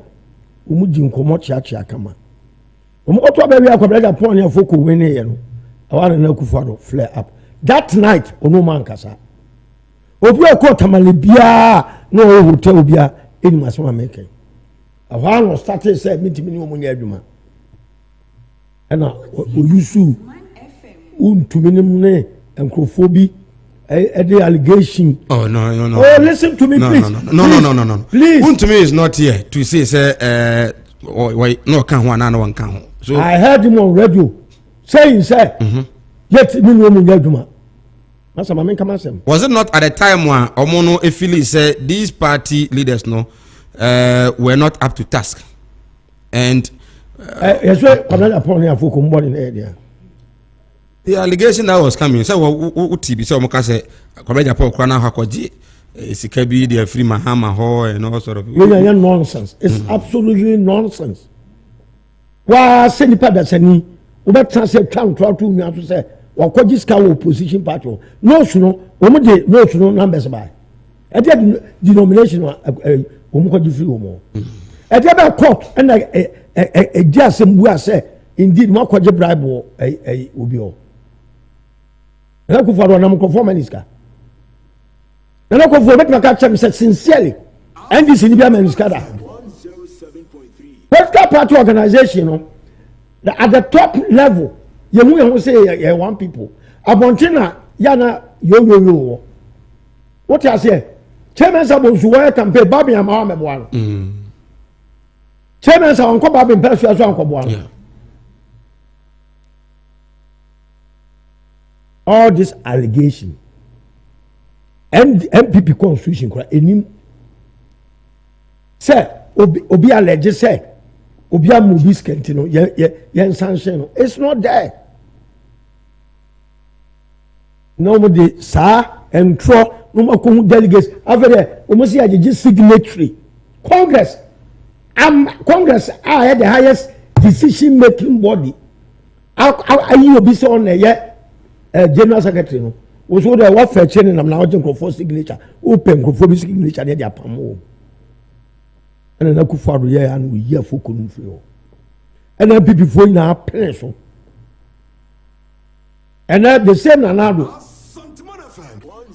from now MP also on panel my kwaji form so na dan man so e be tia na say empanifo we na hecha embe so obeko now it is better you go on independent take it and we'll see advice on co-independent then I could for cocoa more independent can meet in Yadma no Bianca Sano okay cancel more biara and then Sari Paroy I don't know Yadma and now crack out Sabana will resign Obia soon to be in Yadma and I don't in the Yadma.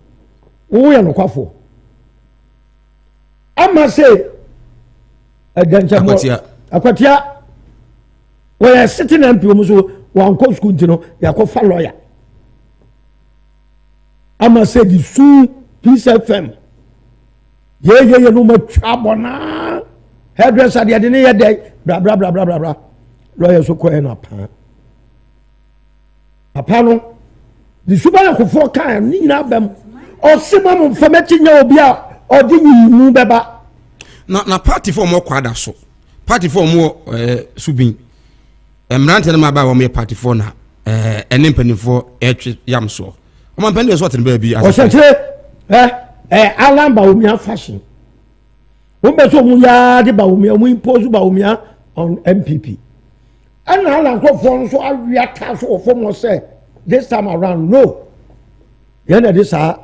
Mentime wansa na ba okay edwa untumi ya kwato aba na Akufo-Addo na ye papa ne friends empo asarbe de akọ ai omo man promises no omo ebrosko tu no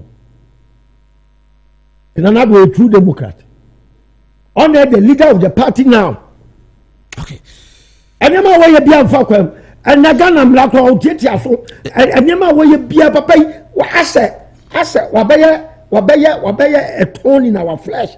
Me do want to say. Obi a man obi ba enya opportunity to be at the university and lecture him you know. E kire ma de. Now, Massa, and the other one dream say, sir, gorgeous bad type of education when you share your own. Yeah, but hold your home, mammy. I get 10 Fabra 0551384493 0244108197. My member Prince. Lecturer. NPP dear Cosway. Momo teacher. I am who say.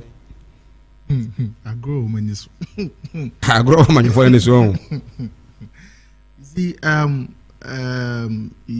these politicians, whether NDC or MPP, Honorable Odike, party no cracker home. UPP. I'm going to be no more compa. Easy, be telling na. Leadership, ne, omu national executives in our meeting. Say, Honorable Odike, cry no, omu episode we mathematics. No. Listen to me. Yeah, party no.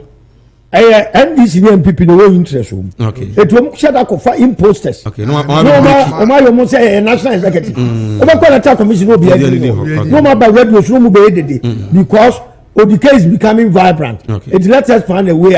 Yeah, they be good anymore. No. Well, and some of our where are they? I am still in charge. Yeah, but you see, you are a political party, so Okamubi. Of course. Yes. So you see, baby, our mania go Juno. A Jew pempen so bia bibia ye bia ya among yourself. And dear Namana go do sa a sky yepe. A du frupe. A ye du frupa.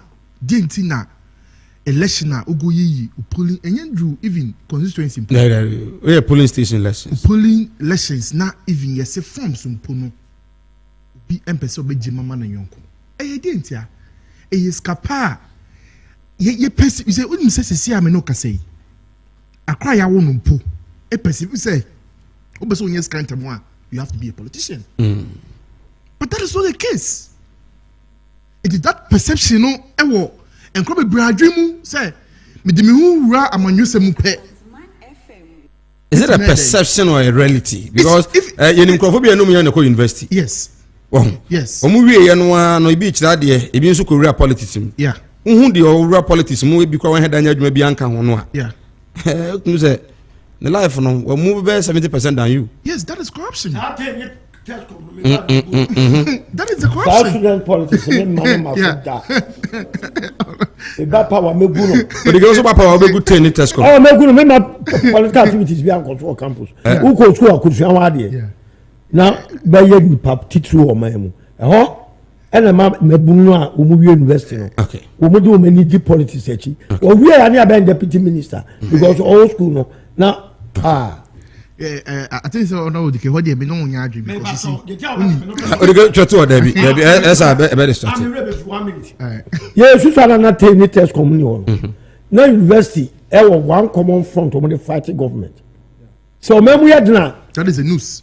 News and they were tenale gonfo tiagua na kekos no mo actually so abana so e bra ten test combine no a divide mo front and abanya bibia MPP for CCA and this focus say the cost no nya they will oppose it. Okay, it only one common front right. To do that's it. Yeah. Okay. Yes, Matthias said, but you see this unions no before I may continue you see honorable sometimes it's good because hono utimisua there but I think say the point you are coming from say I agree with you because I can even tell you say even now SRC elections even some political parties cry per say or they know who better will be they have been doing it. Yes, they have been doing it. I mean say now buying a waswa obeka na to money maybe hu now buying ni sunso a obetimi ai de ama obi an hu say aban na yesi anyway which is I mean, it's all laudable idea, but sometimes you see, we should learn. We should learn. I mean, say, obi or test command, obi or trainer. We are not trying to say you should have that divergent views, but that is a level where or not to me so that when you get to the national front, you can contribute to his or her quota to the nation. You see, these elections are the main reason yes, and and you are asking say whether it is reality or perception. Say, a politician, you see, it all boils down to what I'm saying about corruption. Because you see, because of corruption, any just remu because right now no obi go to abakra na if I can't have to influence nipa na o go to abana no into oba is what technical because of this caliber dey e dey besem into oba is all for crime bi so dey now and I can tell you if you look at other countries around us the western world near here you go and check the politicians near you. I mean the way they do their vote and all this it's totally different from when you come to the Africa perspective. Because Africa no Ghana because of no promising now one into next time and Obama will say to Abama wa Obaka say no me mento abano because obe power no can say obey one it be man be and sana my day my but also a human being. Sometimes some of them will even go to a sort of taking loans from financial institutions to sponsor their campaign. But Binya DC go and check their salary ASA. Go and check if you're a member of parliament. I'm telling you. Just go and check their salary. Businessmen and CEOs in Ghana, majority of them take more than what they are taking every month. Sure. But why is it that at just a simple 10 years car? Now, as I speak to you, Obi a MP, Obi a DCE, and a part. Oh, sorry, na Ghana for Masala one if you Obepe the chalk money. Good. So these are the reason why that perception or Toroba or Pequambiswa or no contractor Obenyano Obefa Quambiswa day. Nti ada na wasa party mano mo ko to police station elections yes, because one you see obey MP even obey flag bearer of a party it starts from police station. Okay, so if party now ko there's no unifiable front now there's divisions that is where it starts. So if there's a huge division say rape win because obey really at the national level it starts from the police station. So the police station you get a point. It's a because that unified now you see in the MPP now we have the Alan and we have Baumia. Now people are saying it have gotten the time Alan have struggled to some point. Umbra no, the vice president is a hard-working vice president. Umbra and now there's a division. It is a say in politics. Yes. And I say if you have cry because Obi will have his interest. Yes. Inti memepe Alan. Yes. I don't know eba. I don't get it. Yes, and that is why I'm saying you see Obia percent and as I've told you, even let me tell you the regional constituency election or the regional elections any constituency election it all depends on the lower level which is the polling station. Okay, to be our interest or so right now as I speak now Chemaun to me and now I think they are the two major people they are vying for this more fine. So maybe there are other people even here operate national first vice chairman he has interest in the polling station. I don't think. I mean, you can ask him. I'm telling you, he has an interest because you see, at the polling station, they are going to elect the constituency executives. Then these people are also going to lead the front of the regional. Then you move on to the national. So at that level, if there's unity, that tension on one to come if you want them. It will say and even the MPs now, lose some elections. Prince, I agree with you in all this. Obia on interest. That is say a elections, the Obia an interest. Yes. But under there was a toka because this one is a party and the Yakotwaba. Yes, now there is Sky we are muye. Me person member of parliament. Me free so. I don't want to mention the scene and say you heard it about one of the former MP I say or the crop for ballot papers are they free the constituency. Good. I mean, he's on opposition, and you know that every opposition is very kind of painful because some of the contracts be now we have school fee to begin about 5 schools be we young Juma ya Jeffrey Musem to see how Juma be because some of these politicians they depends on these free school feeding in other contract or free government on them. Nigga from Sana say you better aba na say abano polling station on it determine whether we MP na so MP na udi bukata and I be your Juma because one fast bukata anya obi be fa okon edia fa also it all boiled as I said it all boiled down to corruption. It all boiled down skapa nyina yepe it all boiled down person munkunya it all boiled down to sky nyina ye print tentem say nyina ebenya na show say ye and no ka ho nama santokwa ni nyina ayde ekoso wo man ni mera se Mohis Aba Center Dr. Mohammed Isa Baby Osebra na ontimi emo yare no de yebode ni yemodi na no Dr. Osebra e bi kwa na wo de na fe kwa na de wo chance wo ne first person na unya sa yare no Osebra nyambe fa ne so na watimi ahwe na efia de ne de wo kwa nkoto doctor ochina no pa oye mozamini nti ona wo kwa nkoto ochina wokɔ efi ko bia no oba kɔto doctor na afi wotimi ahwe yare bia no wɔyɛ ho adwuma sanso na ɔde nnuro mienu abadwa Thomas Mohis Tashi Mixture male vitality nti mema no odiken kan vi so ɔde no ho ɔde pa nti yare fo bi na ɔno ho ɔbɛkɔ na wo a wo no wɔyɛ mmere wɔ mpamu de bomɔden na ekopie mu ekɔpɛ duro ne bi ɛtɔ sanso na Mohis Herbal Mixture no wo yɛ funu na yɛ wo ya ana se e bia wanya stomach ulcer nya bi no ma betumi aboa wo pa ebi ton duro bia no nnoi adwa Thomas be bia ebi ɛwɔ hɔ Mohis Herbal Center ɛwɔ Kumasi Odium body janse odium ho a na omo ɛwɔ de oduru hɔ a bisatasi drivers no bia do bɛkɔ yira kwan 0249 616937 0249 616937 Doctor Edmond Opombe pra mo ma ban na wɔso ɛna mo na mo yɛ police station elections who vie for the national first vice chairman. It means you also have an interest. Yes. Into who interest no? And a man to quite yehu yana. First place, mama to me emu no. Body can. Also obey president.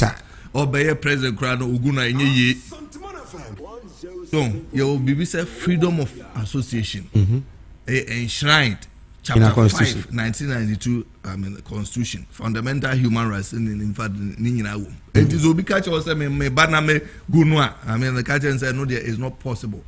A part of student activism, and there's no way. Obi betiba kasa Ghana said student activism. Obabi guno, ugunwa. Nukes el honum, SRC el honum gaps ninja. Omunya so they are political. Some time ago, KNUST may be GAPS president, Ghana Student Association of Planners. Politics no near the year, may be a first executive. My son saw Babe GASAC president, Hase Mababe Putak chairman for several years. And so because any of those groups, Uguna, I don't agree with him. Say me a chief patron for TESCON for several years. And there's nowhere nobody can beat my catchers or no president or big we and I say we are a pair wood tia warm fine who so and once you want democracy more a day constitution it is not possible unless say be a coup there but yes and as a constitution and a nobody can say now doctor you lose the essence of this events political groups schools because any lectures kwa mo lectures university say e ba se e wo se mo kasa e mo man no in a way a e mo beche mienu nti aba na wo so no nkrofo hu se e wo se yina ye call this direction but because of politics mo be pretend as if say everything is okay and the same na students no so we have something called professionalism. Say minim say NDC and as MPP but by all means inside you are not say you are neutral to aba nemo majuma na say we adwuma with professionalism say adiano speed that you call it speed you don't turn it and one na enti no say lecturer will say a dean lecture reflecting you it doesn't mean that you and you once our party ninety where's idea you are not using the professional and that's what you have been doing. Group will be only the me chairman of Putag say who follow that time when we had to fight with government we fought with government whereby union eco strike if we say undue we have to sit down and then talk. We sat down and there was no day I will be to me accuse you say my political influence articulate and also the chrono should be guided by good conscience not only chrono act according to the tenets of group leading I mean, and a group members no also exhibit checks and then balances. Why elect to be no realize that two I mean political line against the norm of the organization. Also mutim a translate norm calling into order. So one come into order. I mean they should be able to remove him. That's one. Secondly, remember I mean polling station there. A honum and a party no fapping. So enti honum no ignore honum enye because honum timi jina party no grounds ejina. Okay. Na nia AC no de enya ade I mean in fact enwanwa. Yeah, two about in about 36,000 polling stations. 38,000. 38,000. And you don't expect 38,000 no enyina I mean be quiet. I can tell you area. In fact I mean Kumewu call light me share audio. It was very peaceful.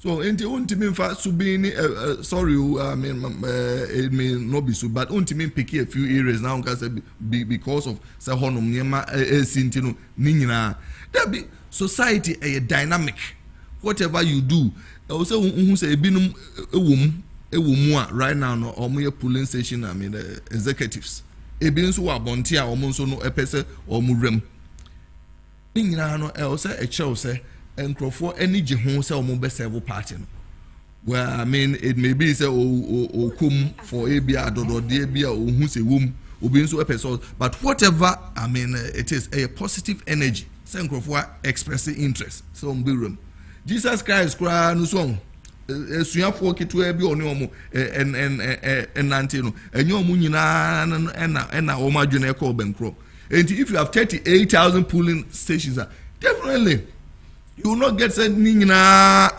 I mean I friend enti no near esin kra no media in my view it shows say interest no great name how do we manage those interests that kind of energy no how do we I mean harness it to make sure say or betime mobilize am a party no etime win. Every party is there to win. And you say you I mean FP UPP UPP yeah near I mean mirror ODP K party ba omo ebetime ye no I mean omunka eto Ghana for trima emre no so Ghana for ntoma no name ni all day but so begu when in fact I mean okay two questions one cry no so better say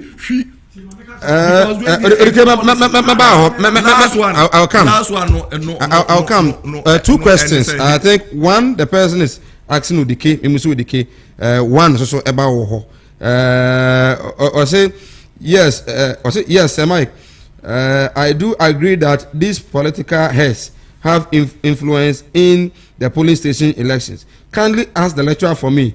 Is he also not aware that because there has been monocracy in their party and some of their party members seeing that they are going to opposition, that is why they are interested in the polling station elections? What will you say to that? Yes, part of it. Obia, I mean, in politics, no, Obia one interest. Obia Emma party mu just like that obi ehun say ubedi I mean friends ubedi polling station executive primaries ebeba primaries no transport ebeba munyi we ento nsuo no eno no ho aside that e beto I mean constituency executive regional very good enti no bibi kakra de by almost ebeba e bia na ono interest no obi nso de no ene say there be I was say me team builder me father I mean political career I was say me started from polling station I mean yenim PPP4 you know or started at the grassroots enti obi a wo where I mean or started enti also to me identify who I mean interest if your interest is to serve at the polling station perfect go there form unya be fine I mean picking a number two me explain BB say credit union and no any I mean Maslow's the two functions so they are not the same is I mean excellency guy I put it to him so functions so I mean any the same okay. Credit union or AKSU I'm part of it me koje personal loan be me pay my crown I mean salary loan I'm able to go and take say okay friends I mean Maslow salary loan nobody would give you I mean salary loan so na ebiem so no credit union. Every month you are able to save the ultimate any or agreement. Every month be at me say if I save money. Maslow or duty no, and he said they will give loans to microfinance and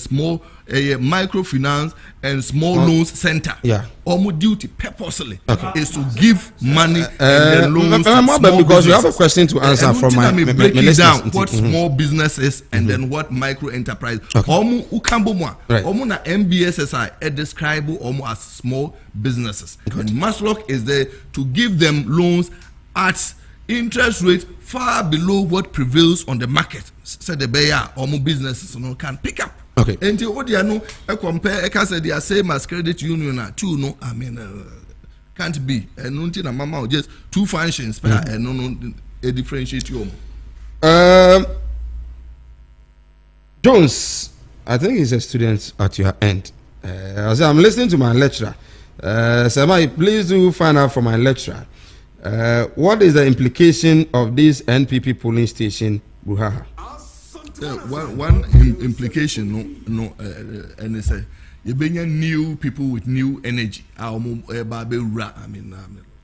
party no, Apija party no, Ama party no. I mean, cause Obinso no, Ebefi say with this in my area no, I believe the contest no, too keen, and I mean, attractive to me. I'll pull out. And perception is very, very critical. Okay. This situation obi oye determined the obefano in I mean a positive sense. Okay. Now we're working hard to get himself as a polling station executive. So obebuama party na pija. Right. Nti nkrofona omo enti omo ho ase no. So omo anti omo ho ase anti ya party no has got mechanism for conflict resolution.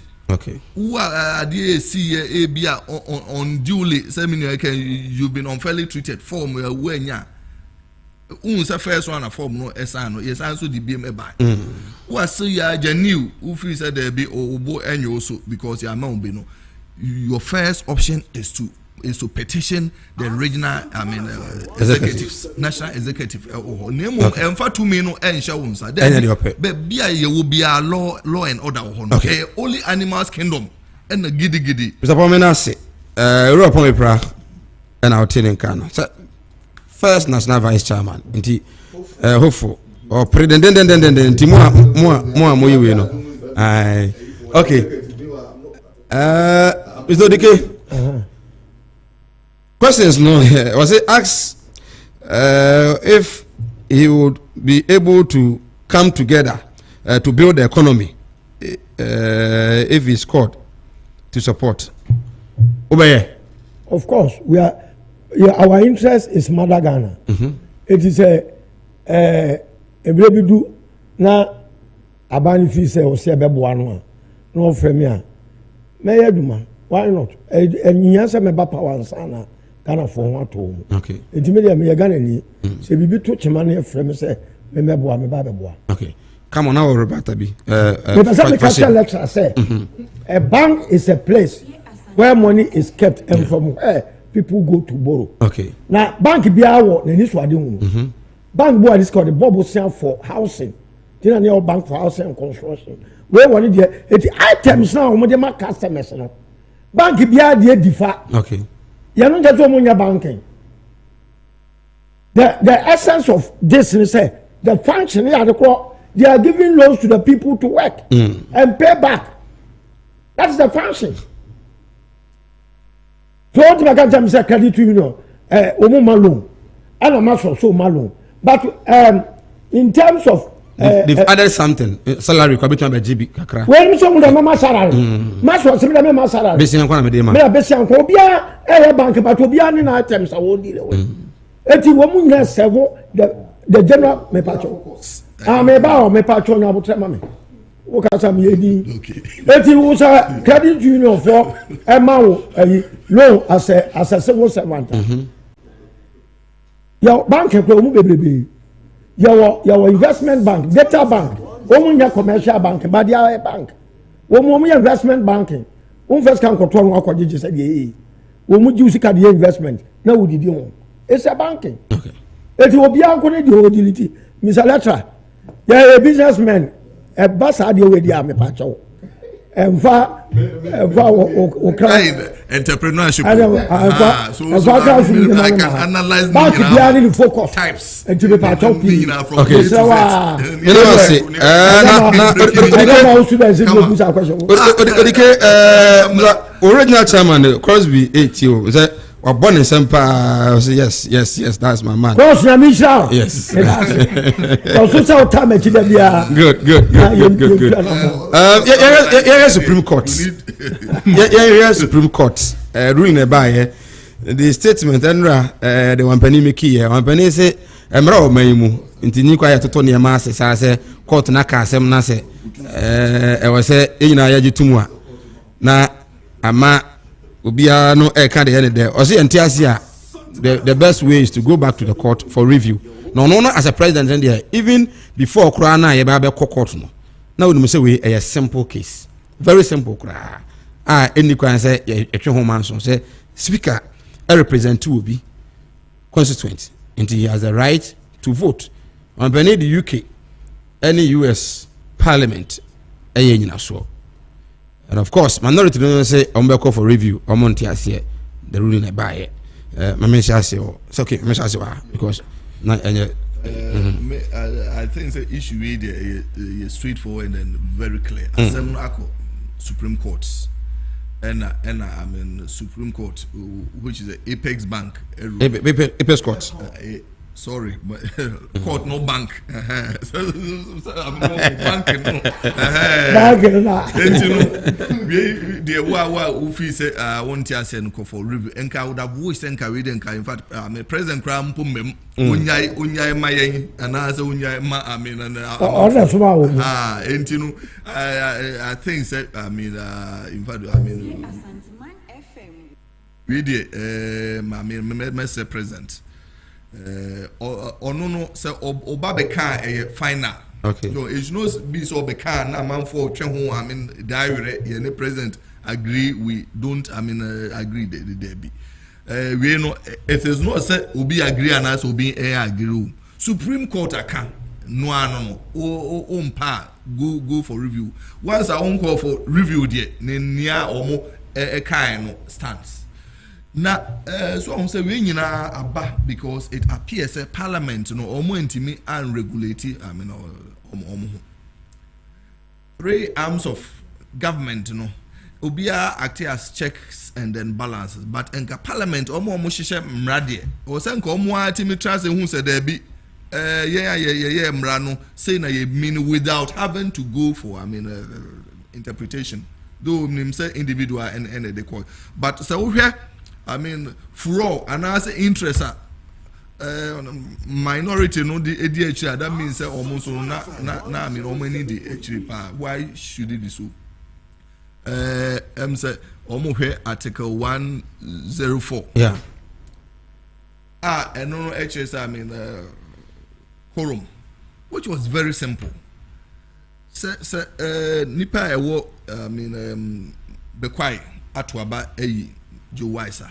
The first function is to be a parliamentarian and no we are no free honma enye. Okwa no na akwa base ye hia obi or no be deputizer ma speaker na eno enti no there is secondary function enti untimi mfa no en cancel oni akro no I mean first function as an MP no. But how I mean we can edu baby ya na ye ma politics override our own I mean ye just obia person number I mean obenya e parliament e dey akọ vote okay na as a nation say yes ano I mean my yemfa truth yemfa I mean no kre ni adwuma say onyonko aba betra honum as I mean parliamentary also or assume speaker seat there or to aba. But then, according to Omono, say even when they go for their committee meetings, the chairman of the committee do not vote. You don't have a voting right. And also, you're kind of saying we know or act in the absence of the speaker. but I mean within the first quarter no almost elected all chairmen of various committee. I name say for that 4-year period there, upu I mean this is going to be the chairman and near elected 4 from Hase near I mean elected 4 I mean from Hase. So the bear ebema unse business of parliament no do no any grounds of parliament any you know but almost at the committee level so the bear consensus I mean building here might we override it but on what it could be said that whole year if not say one way or the other and right honorable Aban Sumani Bagman I believe Senka role at Joe Oseusu playing it may not have been so much, but say his role has become very prominent because I mean speaker and what they know form.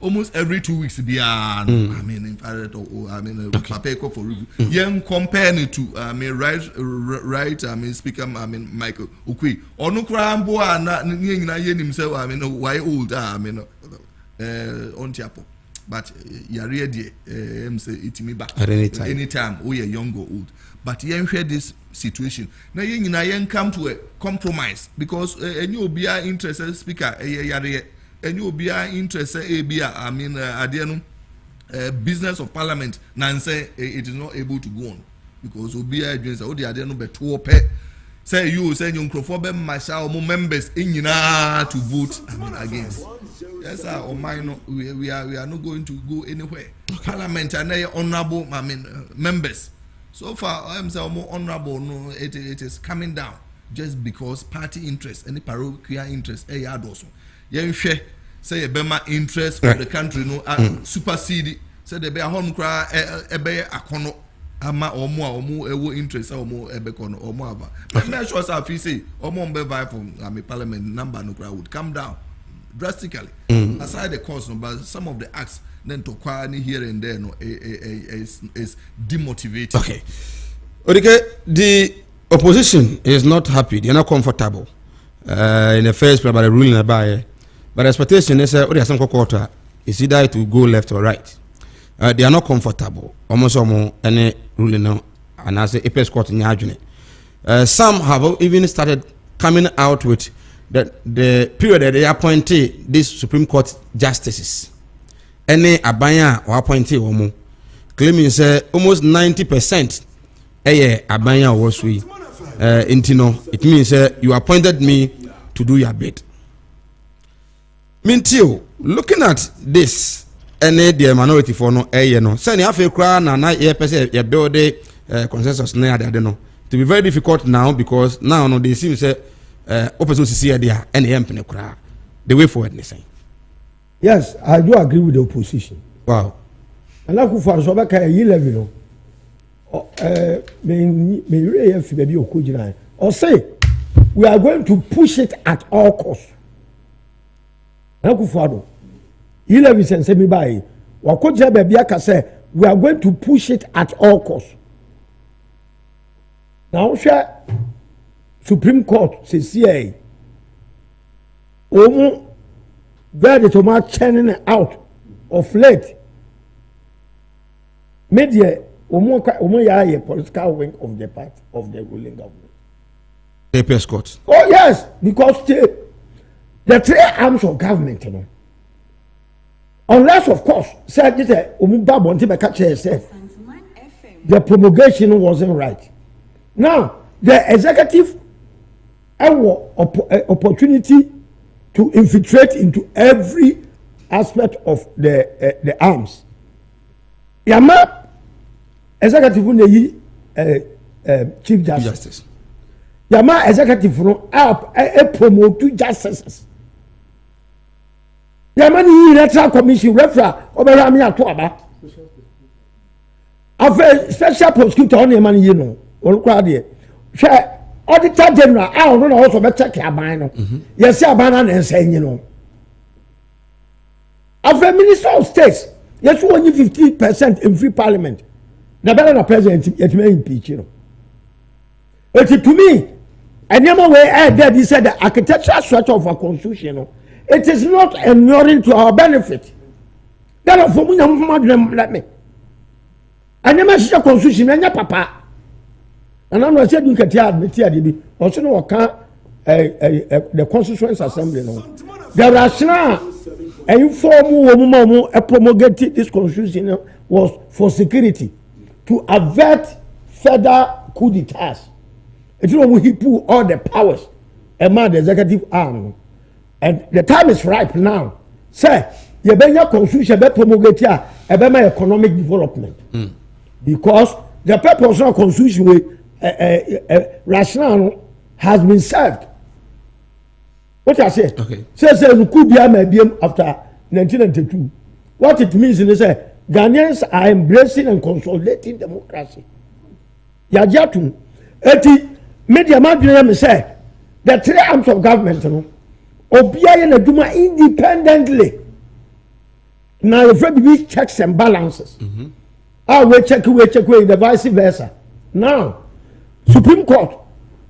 Anybody on the question or more refer and say the House of Parliament issue. So we refer to Parliament. Me say judgment na ke be satisfactory amame. Let's say almost standing orders in Parliament. Yeah, from quorum. Speaker won kan. If you do quorum no, we want to trouble. What we preside no, you are not part of the quorum. If you didn't Supreme Court because say or trouble ni be. It say we are class captain. Now teach every classroom no say class captain take over. Me ko akanipa omo. O kana the commander man of you. What I say? Hey, me pato lecture. Kaya minus him. Okay. Because he is taking over. So he is presiding over. So is he a student or not? See, me get check out. Okay. Please. Okay. Oh, master. We have your food for the baby. I'm a preso. My papa. Oh, that puppet of a kufu. But again, down. Oh, master, please. Please. Me say, parliamentary. He's part of it. Now, sir, Onona, taking over now. What taking in charge of the counting? Onona be a boss at that time.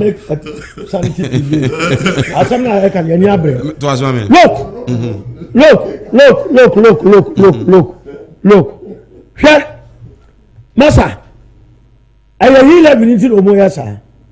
But Ghanaians, we are going to resist the E-levy.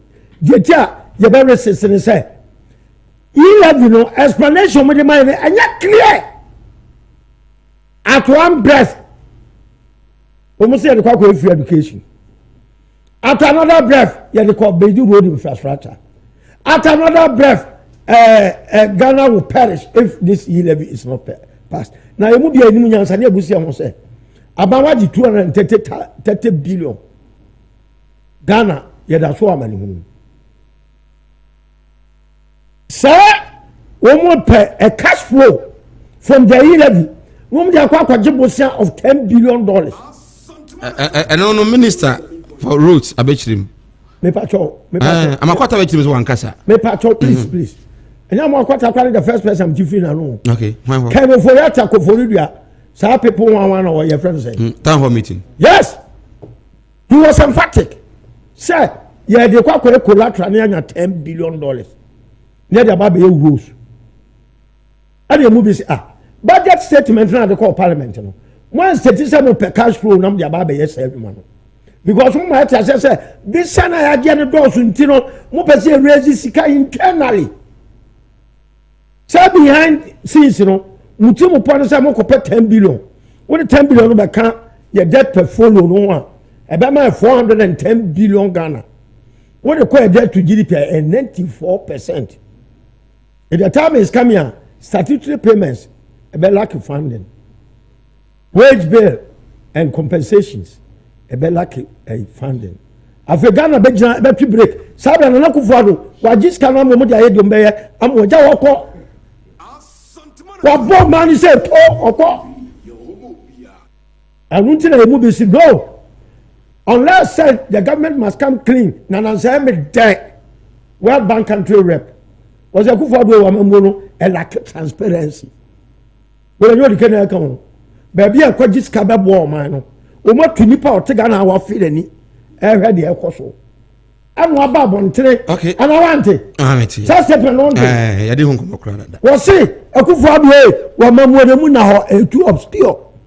Na kata asese kan proye adokro. Any one fan kan. Na one fan kan. The kind na wo kan dey one fan. The underlying word ni like transparency. Na ya ne ya twi wo school no. Say what the transparency ni chiche move back for more. Okay. Ya ma Ghana for atiase. All right. Ma ko jima homra. Jima. Me Supreme Court ruling any matters arising. The way our politicians no mutie. I cry also. You see, they agree to disagree. Yeah. I think for me, Odike Sati, some of the point that he said are very laudable. Because we have three arms of government: your executive, your judiciary, and your the legislature. But you realize that the executive is too powerful. Chief Justice Oba appointed.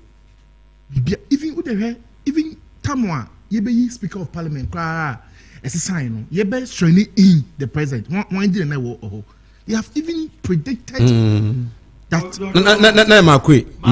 You see that they have even done the proceedings. We know already. You told them. Yes. So you see, what is the way forward? The way forward is this. Now, over ruling the buyer now. When for me, if I was a Supreme Court judge, me do baby on my druno, and I really respect them. Okay. But I will just tell the part of the buyer, say, let's go to Article 110. Because Article 110, no HSA, with the provision of the Constitution, no, the Parliament have their own certain orders. They are independent. You get the point. So if I were them one, I would tell them, say, okay, we are an arm of government. They are an arm of government. The Constitution stipulates, say, a case I highlight, say, they have their own standing order. So what is the standing order saying? Let's go, because we call Parliament, we have what we call the privilege committees and other committees are BBC and the coho, no my. And when we look at our Constitution, from Article 95, about Article 96, I talking about how deputy speakers are elected. Me, I will recommend that the way forward is that the deputy speakers their election should not be MPs. To me, they should be separate from the MPs. Yes, the membership. Okay. Because also Article 96 clause 1, it just say the deputy ministers, the first speakers, the first and the second, they should be MPs, but not the same political party. Yeah. Maybe the first is one political party, the second is different political party. But I will advocate that the way forward is that the two of them should not be a member of Parliament. The reason is this: when we debate Article 104, it talk about the voting right of the speaker. And Okabibi said the voting right of the speaker, we have what you call original votes and casting votes. So I was asking the lawyers, what is the casting vote? What is original vote and casting vote? And I was saying the original vote in here, when you have, like, for example, if you're a member of Parliament, you have a vote, you have one vote. Okay. But the casting vote in here say a divider. Oh, the authoritative role, not to say. Any funny say. But when you go down and come to Article 10A, 109, where it's talking about when deputy speakers should vote or not, and they're starting order 109, it will tell you, say, the deputy speakers, they should have after their original vote, if they are presiding as the speaker, after the original vote, but he didn't talk about casting votes, and that is where I'm just really waiting for the full ruling, because it's interesting. I mean, we are all learning why the Supreme Court have to come out and say they can still vote, and I'm just waiting say the full report so that it will give us the clear indication why the two of them will vote. But me, if you ask my opinion, I will say I don't agree with them, because so once in a while. Before these issues, now Joe Wise, I'm making statement to be on say any can say first deputy speaker and second yes. Etwaba good or parliament. You Joe Wise the okay. yentimra. Honorable members, when it comes to the question of voting, it is very clear. Any time any of the deputy speakers or any other member elected to preside is in the chair, that member does not vote. That has never been in dispute. Any time a member is presiding, either a deputy speaker or a member who by necessity is elected from among members to preside, that person does not vote. Okay, inti we the Joyce. Yes. You say any time was it is clear. Yes. In our standing orders. Yes. Say any time be an deputy etimu presiding on Twaba. Yes. So what then necessary? Yeah, that is why I'm saying let's have to wait for the ruling, because you see, when you read the Article 104, yeah, the Article 104, is it that Article 104 no say the speaker has, as I said, he has the casting votes and the original votes. But over the standing order of 108 of the same parliamentarians now, I think clause 3 of clause 3 it's talk about the deputy speakers in terms of their voting, and how he talk about only the original votes. So if he says that any speaker presiding cannot vote at that level, are we talking about the Article 104 talking about the casting vote there or the original vote there? So we should wait. The reason why they have to reject say, or they have to accept say, the two deputy speakers have to what? Have to vote when they are presiding. But if I read them, the moment this case came to me now, I will refer back to them. I'll just tell them that Article 110 of our constitution, it tells us say the parliamentarians have their own parliamentary standing orders, and for that matter, come back. But at this point in time, Obi say, looking at the hang parliament, yes, someone referring back to parliament hang. Back what he's saying, yeah, so, because now. And this that is why this time we have to. I'm gonna any constitutional provision. The constitution did not provide any solution to it. The order said parliament understanding orders for the end of the month. That must be applied. Okay. Oh, president, period. Okay. It doesn't matter. Sir. Amount for my house here, say we could now appointee or most of them. Yeah. Until no, I go in favor. Say yes, I say Jenny say yeah, as or my yeah. Then what are we doing to ourselves, especially to the judicial system? Yeah. I mean, just a minute on that. I mean, the meme can say, as I said earlier on, we should look at how we can amend some of these powers given to the president. Okay. Because at the end of the day, whether you are appointed as special prosecutor or whatever, at the end of the day, if you don't take care, and me, if I was a president, even when the Supreme Court rule said the deputy speakers should vote, I'll not even comment. Because the moment you comment, then it's like there's some conflict of interest. Was it that clear? It was so you clear. should even talk about it. Okay. And I like what Doc said, that you should leave it for his members to I mean. Is it on what? Yes. But now say, I say you already know what is going on. When I say, yes, 1 minute, just a minute. You mean answer na Akufo-Addo. Wasa pan ho ntoma. O mag ewiase nyina hu say, to me, on a micromanage Supreme Court. And that is not possible. That is why I say you can go to court. According to disqualify. The woman has the guts to tell us there's no room for appeal in any court. Demensa. How? What I said? We must have our brother said there's no room for appeal. Now we are court. Demensa we are court. And so because of Yaman and Akufo-Addo, they were to me on the action. They can say what my brother said. I agree with him. Ghana Constitution need a serious constitutional review. Because I'm okay with that them. But with him. Those beneficiaries near MPP near this in phone. Okay. When we say review constitution, Ghana form better. I'm a corrupt practices are. Form government are. Timi indulge no. Eti where. So what try a statistical confusion once a week. MPP and this simple for my silent. obian can say me preso and am preso because mu try say e dey mu ba ko be form government okay na ye ba ye na beneficiaries of the lapses in this constitution. Okay, me that say doc get to be now me constitutional review the eminent. I will agree. I'll be the first person to agree that powers of the executive too. I mean, overbearing. Yes, I know, and you're healthy. One a bit me about me and yes, I know because yes, we come and us.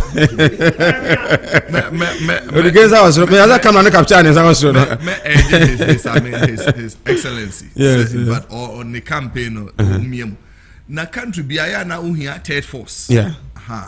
Say other parties no betimi aka omo ho abomu. I mean ebe third force. Okay.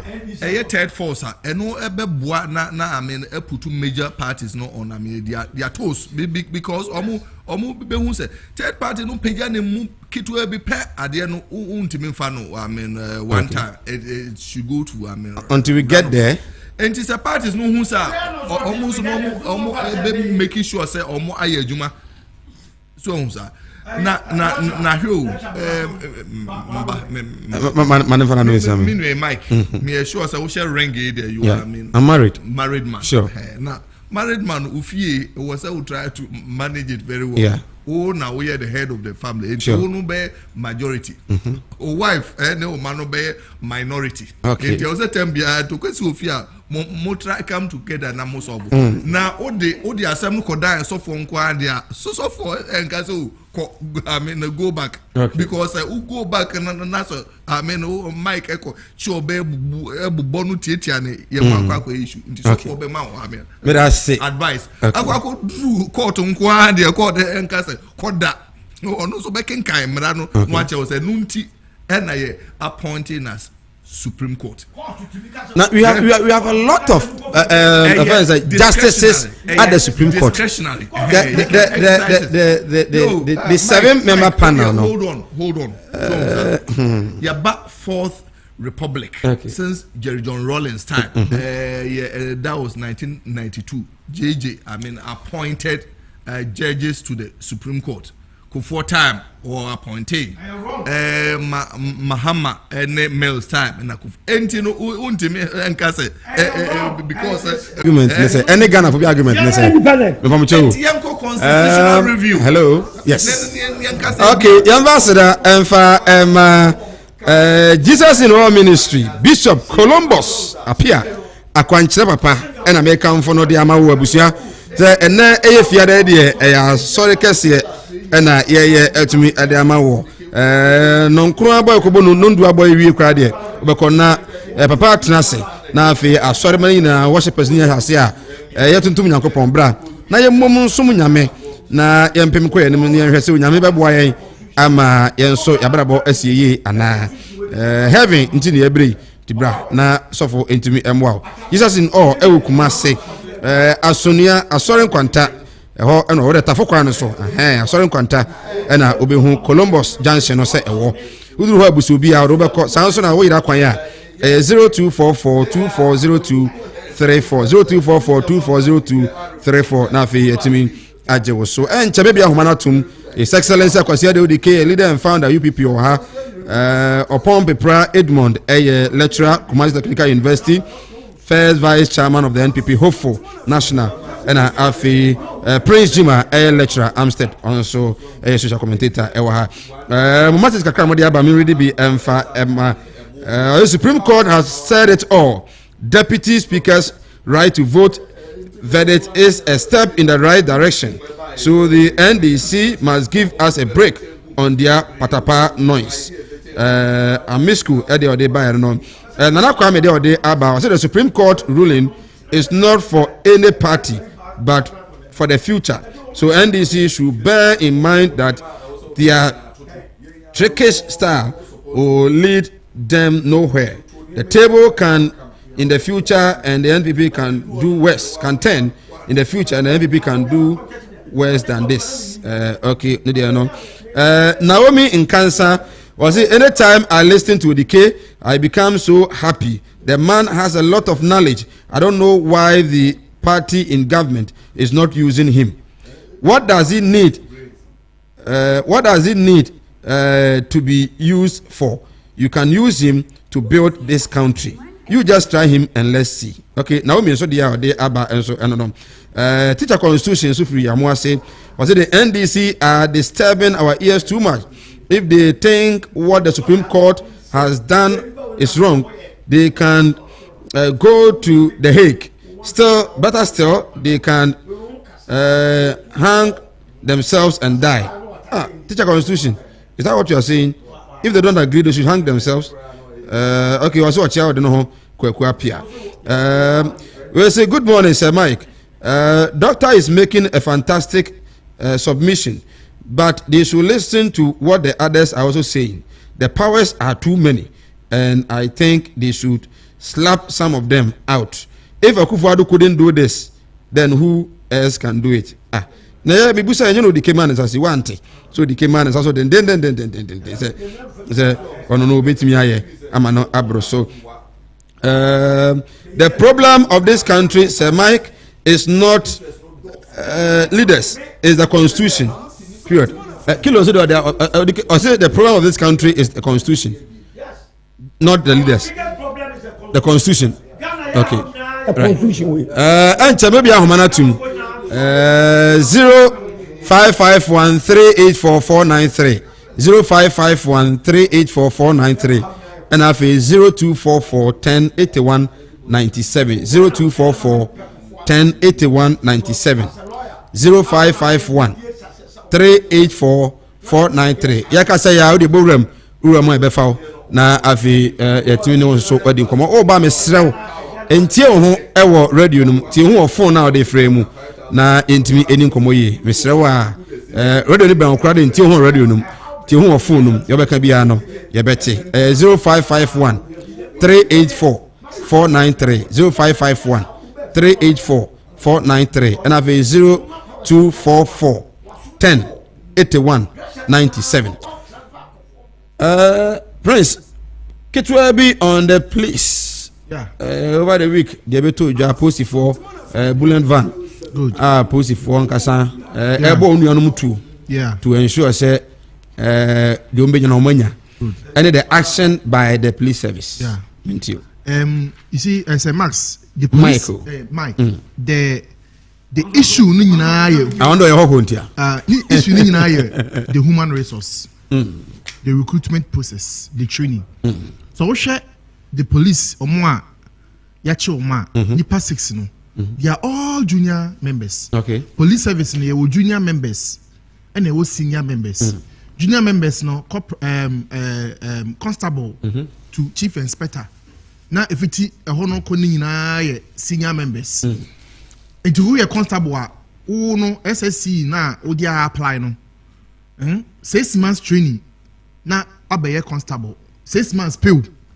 Now we don't have any digitalized kind of say information system about people they recruit to them.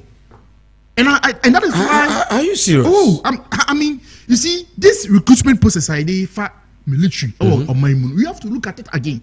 Me 6 months look to me 6 months and the person is peace and order. Just only 6 months, and the person is a police personnel. No, we have to look at it again. I mean, we should look at maybe the polytechnics or the universities or something to come agree with this. Now we have 11 training police schools in Ghana. I mean, it's good, but let's go again and look at the number of months they training one more. They share more criminal records. They share more subai from the senior high. None of subai they say fine. Sometimes obu oha ni pay yes all right. Ni winning na. But even we have to even check in terms of their psychology, in terms of their mental ability. Yes, you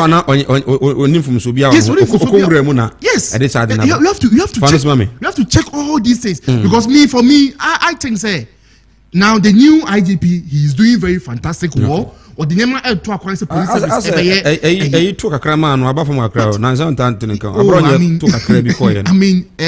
I mean, sometimes you pay the embo. I will advise that the HR, the way we train and the way we recruit, how many months they travel etis? 6 months. I mean, how many months? 6 months. No, omo actors no. Say in terms of criminal cases, even weapon, the real is all weapon. We have to look at all these things. Get to be on the police. In actual fact, the Mayor President, IGP, Police Service, a former electoral college to elect the IGP by the police.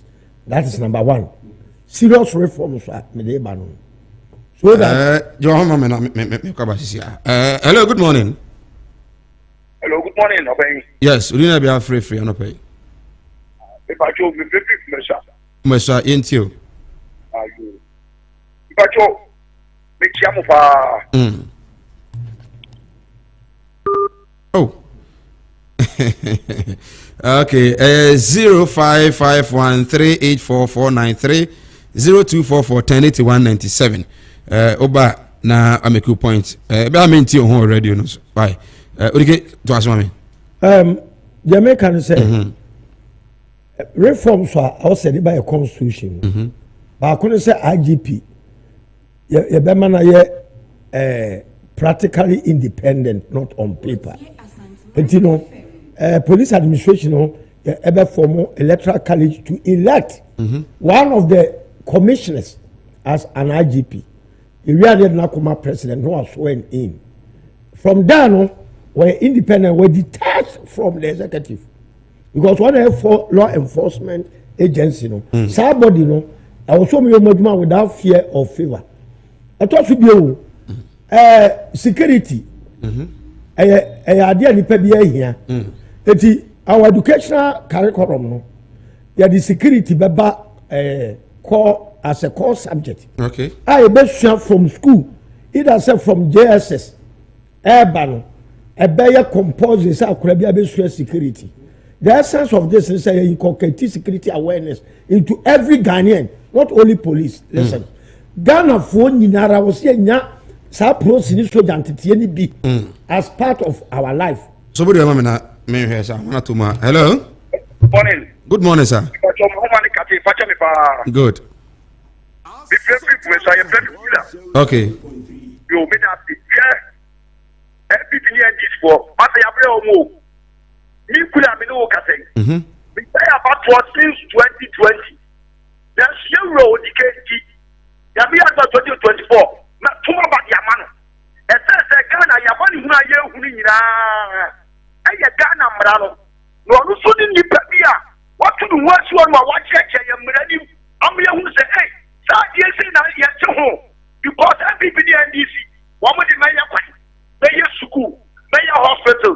Ana mrana e tu o man ni ye na e ya ya ka fom no. E do o man ka mra busu fi say e boa wo mo. Hwa ye. Wo de mrana masa.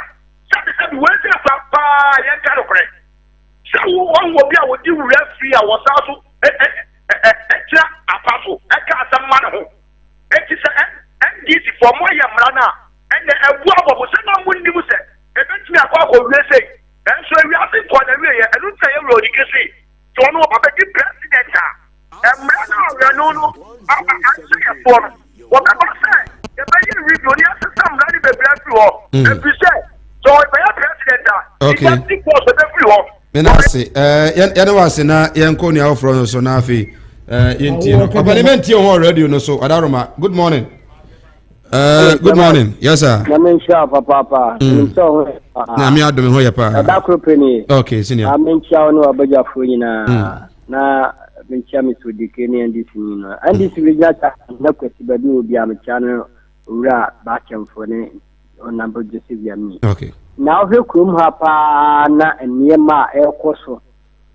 The boni ekoso na kufa do ababo ntinra say ai because asema wakano a year because a fever no.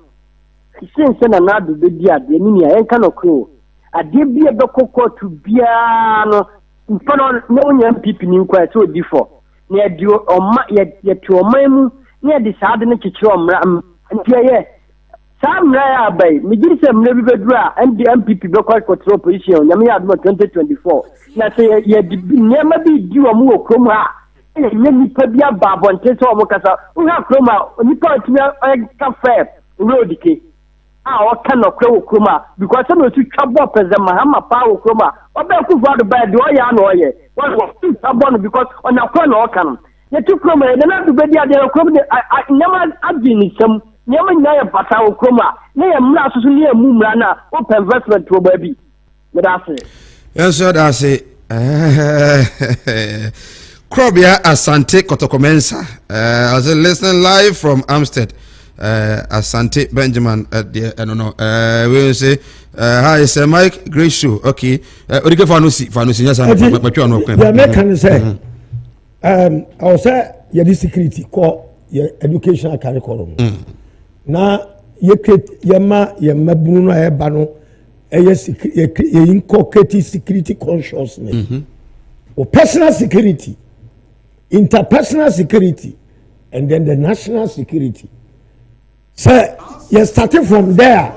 Apart from course, we move any na there more be heavy. It will be a person, will be a soldier. And sana, ya baba form be police. We certificate we call school no security we pass. You don't know how baba police do man soldier do man. And yes, a party chairman be what pass. And a party chairman be and our constituency when them why about the Virginia man you have go police musa who could to a bribe now you recruit to sabio Timon cost for the biano obia or no other two was say and yet or how be a woman and make quite more with never my aduma me person me condor semi ya and my job will be more about your hobby okay so we are there our come apart.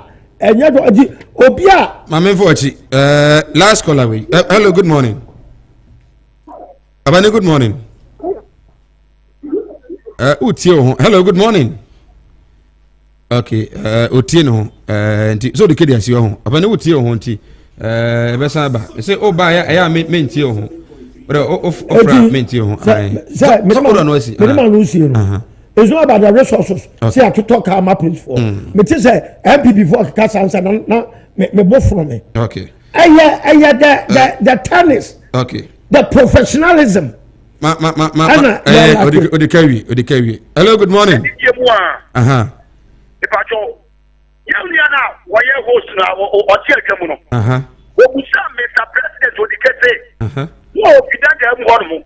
And what practical that review ya still and by the quality and people saw also say that and some you roll the cake count and you put now on do no that's no was so they can ya back na fa one man Ghana for you as what is every and this one would be ya okay we are and this are the that's every and this the man is here who do one quite over that the am now what you trip for us and you get there you be you some land the cross Abani, my point in the pa. My main phone now from Swaha. Now I'm also find the point, Simra. Hello, good morning. Sina, good morning. Hello. Good morning, sir. Hello. Abani Metonka, good morning. Hello. Metonka Kasa, good morning. Hello. Metonka, Mintio, good morning. Metonka. Hello, good morning, sir. Abani Metonka. Okay, hello, Metonka pa Kasa. Hello, sir. Okay, I'm say ono ntiminka. Debi. Munye fro. Okay. Lacha Vanusi. Ai. Nia isi edi. Enye. I'm say opanani busa se na me nso say na ye ka bio. Ye da so kapa na se panifo beti no dey adwuma no. Eno ne asem no. Oh, good crap. Say I mean when your platform open this window cry amine. Say I mean nia ye wo fa ho yenka. Eno ye no cry so create I mean now awareness nipa bebre eti no eno cry no is good.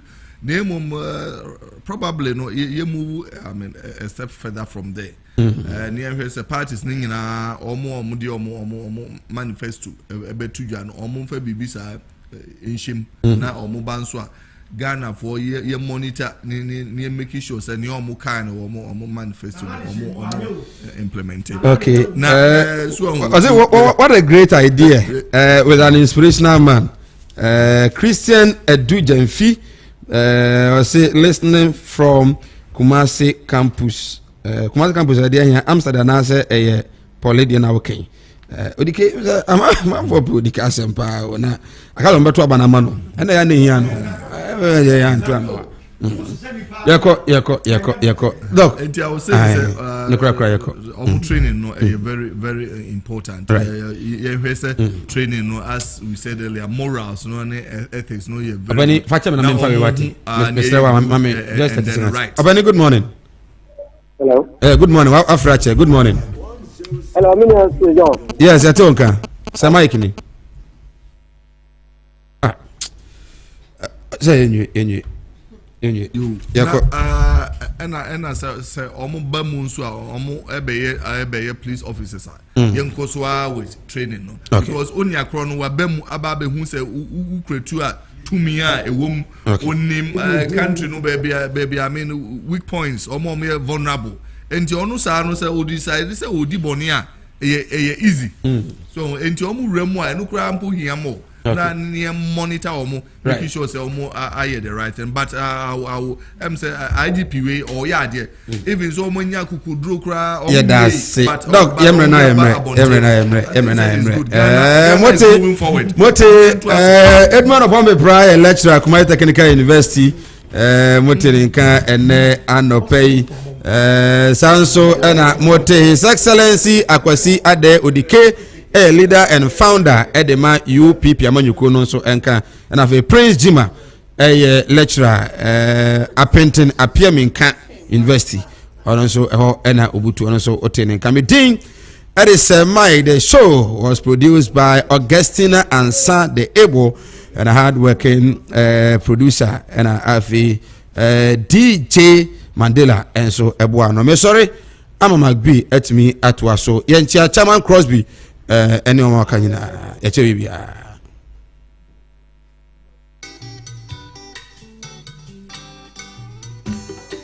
Asampaetia, Obanyansa for so